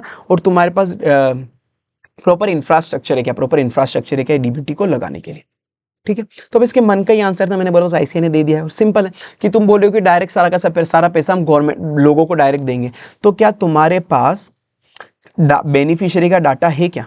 बेनिफिशियरी का डाटा तुम्हारे पास खुद के पास है क्या? To capture the data of beneficiary, तो तुम्हारे पास क्या प्लानिंग एंड प्रोसेस है बेनिफिशियरी का डाटा बैंक अकाउंट लेने की? साथ में तुम्हारे पास वो इंफ्रास्ट्रक्चर भी एडिक्वेट है क्या, कि तुम सब लोगों के साथ एक साथ डील कर लोगे? इंफ्रास्ट्रक्चर भी है क्या? और क्या स्टेप्स तुमने लिए हैं, क्या स्टेप्स तुमने लिए ताकि डिले ना हो पेमेंट करने के लिए डिले ना हो? तो भाई बस बात वही है कि जो भी तुम पैसा दोगे, स्टेप ये एक तरह से तुम इसको समझो, स्टेप बाय स्टेप देखो, स्टेप बाय स्टेप देखो कि तुम्हारे पास डाटा कैसे ले लोगे तुम, बेनिफिशियरी का डाटा कैसे कैप्चर कर लोगे, बेनिफिशियरी का डाटा कैसे कैप्चर कर लोगे, और वो बेनिफिशियरी का डाटा कैप्चर करने के बाद तुम्हारे पास क्या ऐसा स्टेप्स है कि उसको पेमेंट डिले ना होगा, पेमेंट डिले नहीं होगा, वो कैसे देखोगे? और तुम्हारे पास उतना इंफ्रास्ट्रक्चर है क्या सबसे डील करने? ठीक है सर। अब ऑडिट का क्राइटेरिया क्या हो सकता है? ऑडिट का क्राइटेरिया कुछ नहीं सर, वही अपन ने जो पढ़ा था, ऑडिट का जो क्राइटेरिया नहीं पढ़ा था कि अपन ने, कि अपन इंटरनल पॉलिसी प्रोसीजर, एक्सपर्ट की मदद से, साइंटिफिक प्रोसीजर की मदद से, सिमिलर एंटिटी की मदद से, वो सब वही क्राइटेरिया है इसका। ऑपरेटिंग प्रोसीजर मैनुअल जो भी होगी उसकी मदद से, सब्जेक्ट मैटर जो भी है उसकी मदद से, जो भी एक्सपर्ट का सब्जेक्ट मैटर था उसकी मदद से, कोई भी डॉक्यूमेंट या फिर सर्कुलर गवर्नमेंट ने इशू करा है उसकी मदद से अपन क्राइटेरिया डिफाइन कर सकते हैं, ये सब देख सकते हैं। ठीक है, पर जो भी क्राइटेरिया तुम दोगे वो क्राइटेरिया रीजनेबल एंड अटेनेबल होना चाहिए, रीजनेबल एंड अटेनेबल होना चाहिए। ठीक है सर, बस आखिरी टॉपिक बाकी है अपना इसका, कि फाइनल जब सीएनडीजी ऑडिट रिपोर्ट इशू करेगी तो उस ऑडिट रिपोर्ट का कंटेंट क्या होगा? उसका ऑडिट रिपोर्ट का कंटेंट होगा सर गार। क्या होगा सर कंटेंट? गार। जी से जनरल रिव्यू, ए से अप्रेजल, कॉम्प्रिहेंसिव अप्रेजल। फिर एक और ए से ऑडिटर की रिपोर्ट, आर से sir result of audit, R से result of audit. Sir G से मैंने क्या बोला, general review of government company and deemed government company. तो सबसे पहले अपन जो ऑडिट रिपोर्ट बनाएंगे, ऑडिट रिपोर्ट में सबसे पहले स्टार्टिंग में लिखेंगे एक इंट्रोडक्शन, इंट्रोडक्शन में सबसे पहले लिखेंगे जनरल रिव्यू। हमने जब इस कंपनी का एक जनरल, बिल्कुल जनरल सा रिव्यू करा तो उससे हमारी क्या क्या आउटकम आया, वो एक जनरल रिव्यू बता देंगे। फिर ए से अप्रेजल, कॉम्प्रिहेंसिव अप्रेजल, ए से अप्रेजल कॉम्प्रिहेंसिव अप्रेजल, कि अब पहले तो मैंने केवल जनरली रिव्यू करा, अब मैं उसको कॉम्प्रिहेंसिवली डीपली रिव्यू करूंगा, कॉम्प्रिहेंसिवली डीपली रिव्यू करूंगा। तो अब जब मैंने कॉम्प्रिहेंसिव अप्रेजल करा उसका क्या रिजल्ट आया, पहले मैंने जनरल रिव्यू करा फिर कॉम्प्रिहेंसिव अप्रेजल करा, तो ए से अप्रेजल, जनरल रिव्यू अप्रेजल। फिर बाद ए से ऑडिटर की रिपोर्ट, जो कंपनी ऑडिटर की रिपोर्ट थी ना, जो कंपनी ऑडिटर की रिपोर्ट, वो भी अपन यहाँ पे दिखाएंगे, कंपनी ऑडिटर की रिपोर्ट भी अपन यहाँ पर रखेंगे कि C&AG ने उसको क्या क्या डायरेक्शन दी थी, उसका क्या क्या इंपैक्ट आया, वो भी बता देंगे। ठीक है, तो कंपनी ऑडिटर की रिपोर्ट हो गई, ए से एक हो गया अप्रेजल, एक हो गया ऑडिटर की रिपोर्ट, एक हो गया ऑडिटर की रिपोर्ट, कंपनी ऑडिटर की रिपोर्ट। आर से रिजल्ट ऑफ ऑडिट, आर से result of audit. Finally result of audit जो भी होगा, जिस भी अंडरटेकिंग का मैंने पूरा अप्रेजल नहीं करा, जिस भी अंडरटेकिंग का मैंने अप्रेजल नहीं करा, उसका रिजल्ट क्या था ऑडिट का, वो बता दूंगा क्या था। डन सर, अपना ऑडिट रिपोर्ट हो गया है। चैप्टर ये फालतू पॉइंट है 2 सेकंड तुम पढ़ लेना, एक पोस्ट मार के पढ़ लो, बाकी हो गया। तो सर ये 4 चीजें अपन को बतानी पड़ेगी गार की, क्या हो गई गार। तो सर ये अपना हो गया है पूरा का पूरा चैप्टर। डन सर, अपना चैप्टर हो गया। अब बस एक वो वाला एक टॉपिक छुड़ाया था मैंने तुमको, एक ऑब्जेक्टिव वाला, कि ऑब्जेक्टिव क्या होता है PSC ऑडिट का, वो देख लो। मतलब हुआ गया, ये पूरा हो गया, ये अपना हो गया है, कुछ नहीं है, ये पूरा हुआ है। सर PSC ऑडिट का ऑब्जेक्टिव एंड स्कोप क्या होता है, वो fiscal and managerial accountability. Sir मतलब क्या होता है कि फिस्कल मतलब पैसों रिलेटेड, मतलब अपना स्कोप क्या क्या है कि PSC ऑडिट में अपन क्या क्या चीजें देखेंगे। सर फिस्कल देखेंगे, पैसों रिलेटेड चीजें देखेंगे कि फंड सैंक्शन कंप्लायंस प्रोप्राइटरी सब कुछ देखेंगे। मैनेजरियल अकाउंटेबिलिटी भी देखेंगे, मतलब कि जो भी काम हो रहा है एफिशिएंटली इफेक्टिवली हो रहा है नहीं हो रहा है, इसको एफिशिएंसी काम परफॉर्मेंस ऑडिट बोलते हैं। प्रोप्राइटरी ऑडिट भी अपन इसके अंदर करते हैं, कॉम्प्रिहेंसिव ऑडिट भी अपन इसके अंदर करते हैं। सब आता है ना तुमको भी क्या क्या होता है, इसलिए मैंने कहा था इसको एंड में पढ़ाऊंगा। गवर्नमेंट को अपन हेल्प करते हैं, गवर्नमेंट को कैसे हेल्प हो रही है अपना इसके, कि गवर्नमेंट को हेल्प हो रही है ताकि अपन उनको ढूंढ के दे रहे कि आपकी इस ऑर्गेनाइजेशन में ये कमी है, ये शॉर्टफॉल है, यहाँ पे कमी है, तो उसको वो इंप्रूव कर सकेगी। अपन जो भी सामने वाली एंटिटी है वो डिसीजन अच्छे से ले पाएगी, मतलब सामने वाली एंटिटी जिसके अपन ऑडिट करें वो डिसीजन अच्छे से ले पाएगी, क्योंकि अब अपन उसको पूरी गलतियां निकाल के रहते और डिसीजन अच्छे से दे पाएगी। Highlight the issue of efficiently and economy operation, के कहां पे आपका धंधा इफिशिएंटली इकोनॉमी नहीं चल रहा, वो हाईलाइट हो जाएगा। अब बस ये बोल रहा है कि PSC audit is not constraint, कि वो केवल फाइनेंशियल और कंप्लायंस ऑडिट पे ही लिमिटेड नहीं है, वो performance audit, efficiency, effective economy, सारी ऑडिट उसको करानी पड़ेगी। ठीक है सर, अब ये तो हो गया, मतलब इसमें क्या ही बताऊं मैं तुमको, इसको याद कराने का जरूर ट्रिक देता हूं। इस तो आज का भी क्वेश्चन नहीं आया पूरा, पर फिर भी आ जाए तो चलो। तुम भाई FM के बंदे हो या PCM के बंदे हो, तुम चाहे FM के बंदे हो या PCM के बंदे हो, तुम्हें गवर्नमेंट की हेल्प करनी पड़ेगी, तुम्हें गवर्नमेंट की हेल्प करनी पड़ेगी। तुम चाहे FM के बंदे हो या PCM के बंदे। FM मतलब फाइनेंशियल मैनेजमेंट, मतलब कॉमर्स के बंदे। PCM मतलब फिजिक्स केमिस्ट्री मैथ्स वाले, तो इसमें M हाट देना, M काट देना, तो फिजिक्स केमिस्ट्री मैथ्स वाले जो साइंस के बंदे। तुम चाहे कॉमर्स के बंदे हो या साइंस के बंदे, तुम चाहे कॉमर्स के बंदे हो साइंस के, मतलब तुम चाहे FM के बंदे हो या PCM के, तुम्हें गवर्नमेंट की हेल्प करनी पड़ेगी। किसमें? इशू, गवर्नमेंट की हेल्प करनी पड़ेगी डिसीजन लेने में। अरे यार, गवर्नमेंट की हेल्प करनी पड़ेगी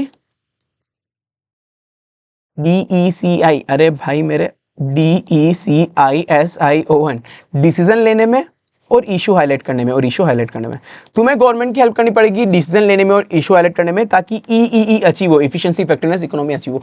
तुम चाहे PCM के बंदे हो या FM के, तुम चाहे FM के बंदे हो या PCM के, तुम चाहे FM के बंदे हो या PCM के, तुम्हें गवर्नमेंट की हेल्प करनी पड़ेगी। तुम्हें गवर्नमेंट की हेल्प करनी पड़ेगी कैसे? डिसीजन लेने में और इशू हाईलाइट करने में, डिसीजन लेने में और इशू हाईलाइट करने में, ताकि EE अचीव हो, तुम FM के बंदे हो या PCM के, तुम FM के बंदे हो फिस्कल या मैनेजर अकाउंटेबिलिटी, या PCM के, M काट देना बस उसमें, PCM मतलब प्रोप्राइटरी कॉम्प्रिहेंसिव ऑडिट। तुमसे FM के बंदे हो या PCM के बंदे, तुम्हें गवर्नमेंट की हेल्प करनी पड़ेगी, मतलब गवर्नमेंट की हेल्प करनी पड़ेगी किसमें? डिसीजन लेने में और इशू हाईलाइट करने में, डिसीजन लेने में और इशू हाईलाइट करने में, ताकि EE अचीव हो जाए, एफिशिएंसी, इफेक्टिवनेस, इकोनॉमी अचीव हो जाए। डन सर, अपना चैप्टर होता है समाप्त। बाकी मैंने तुमको बता दिया भाई कैसे कैसे अपना फास्टिंग में क्या क्या कवर होगा। ऐसे इसका बैच में रिकमेंड करूंगा, अगर रिलीज हो गया तो ले ही लेना भाई, बिल्कुल एडमिन कॉस्ट पे होगा, तुम्हारे लिए बहुत बेनिफिशियल होगा, बहुत अच्छे से पढ़ेंगे उसमें अपन, मतलब पूरा डीप में पढ़ेंगे। टेलीग्राम चैनल तो याद रखे ज्वाइन कर लेना, मैं उसमें नोट्स वगैरह देता रहता हूँ। और बाकी अगर तुमको कुछ एडिशनल स्पेसिफिक कुछ चाहिए तो मुझे कमेंट सेक्शन में बता देना, पर वीडियो लाइक तो कर देना बेशर्म इतनी मेहनत के बाद भी, ठीक है। पर कमेंट में ये जरूर बताना तुमको क्या चाहिए, और स्पेसिफिकली कुछ नहीं है तो तुम्हारा अटेम्प्ट बता दो, मैं अटेम्प्ट के हिसाब से तुम्हारे लिए ऑटोमेटिक चीज बताऊंगा। सर इस अटेम्प्ट में C बनने की सोच रहा है, ठीक है सर। चलो बाकी तो tata bye bye, see you, मिलते हैं अपने नेक्स्ट लेक्चर में।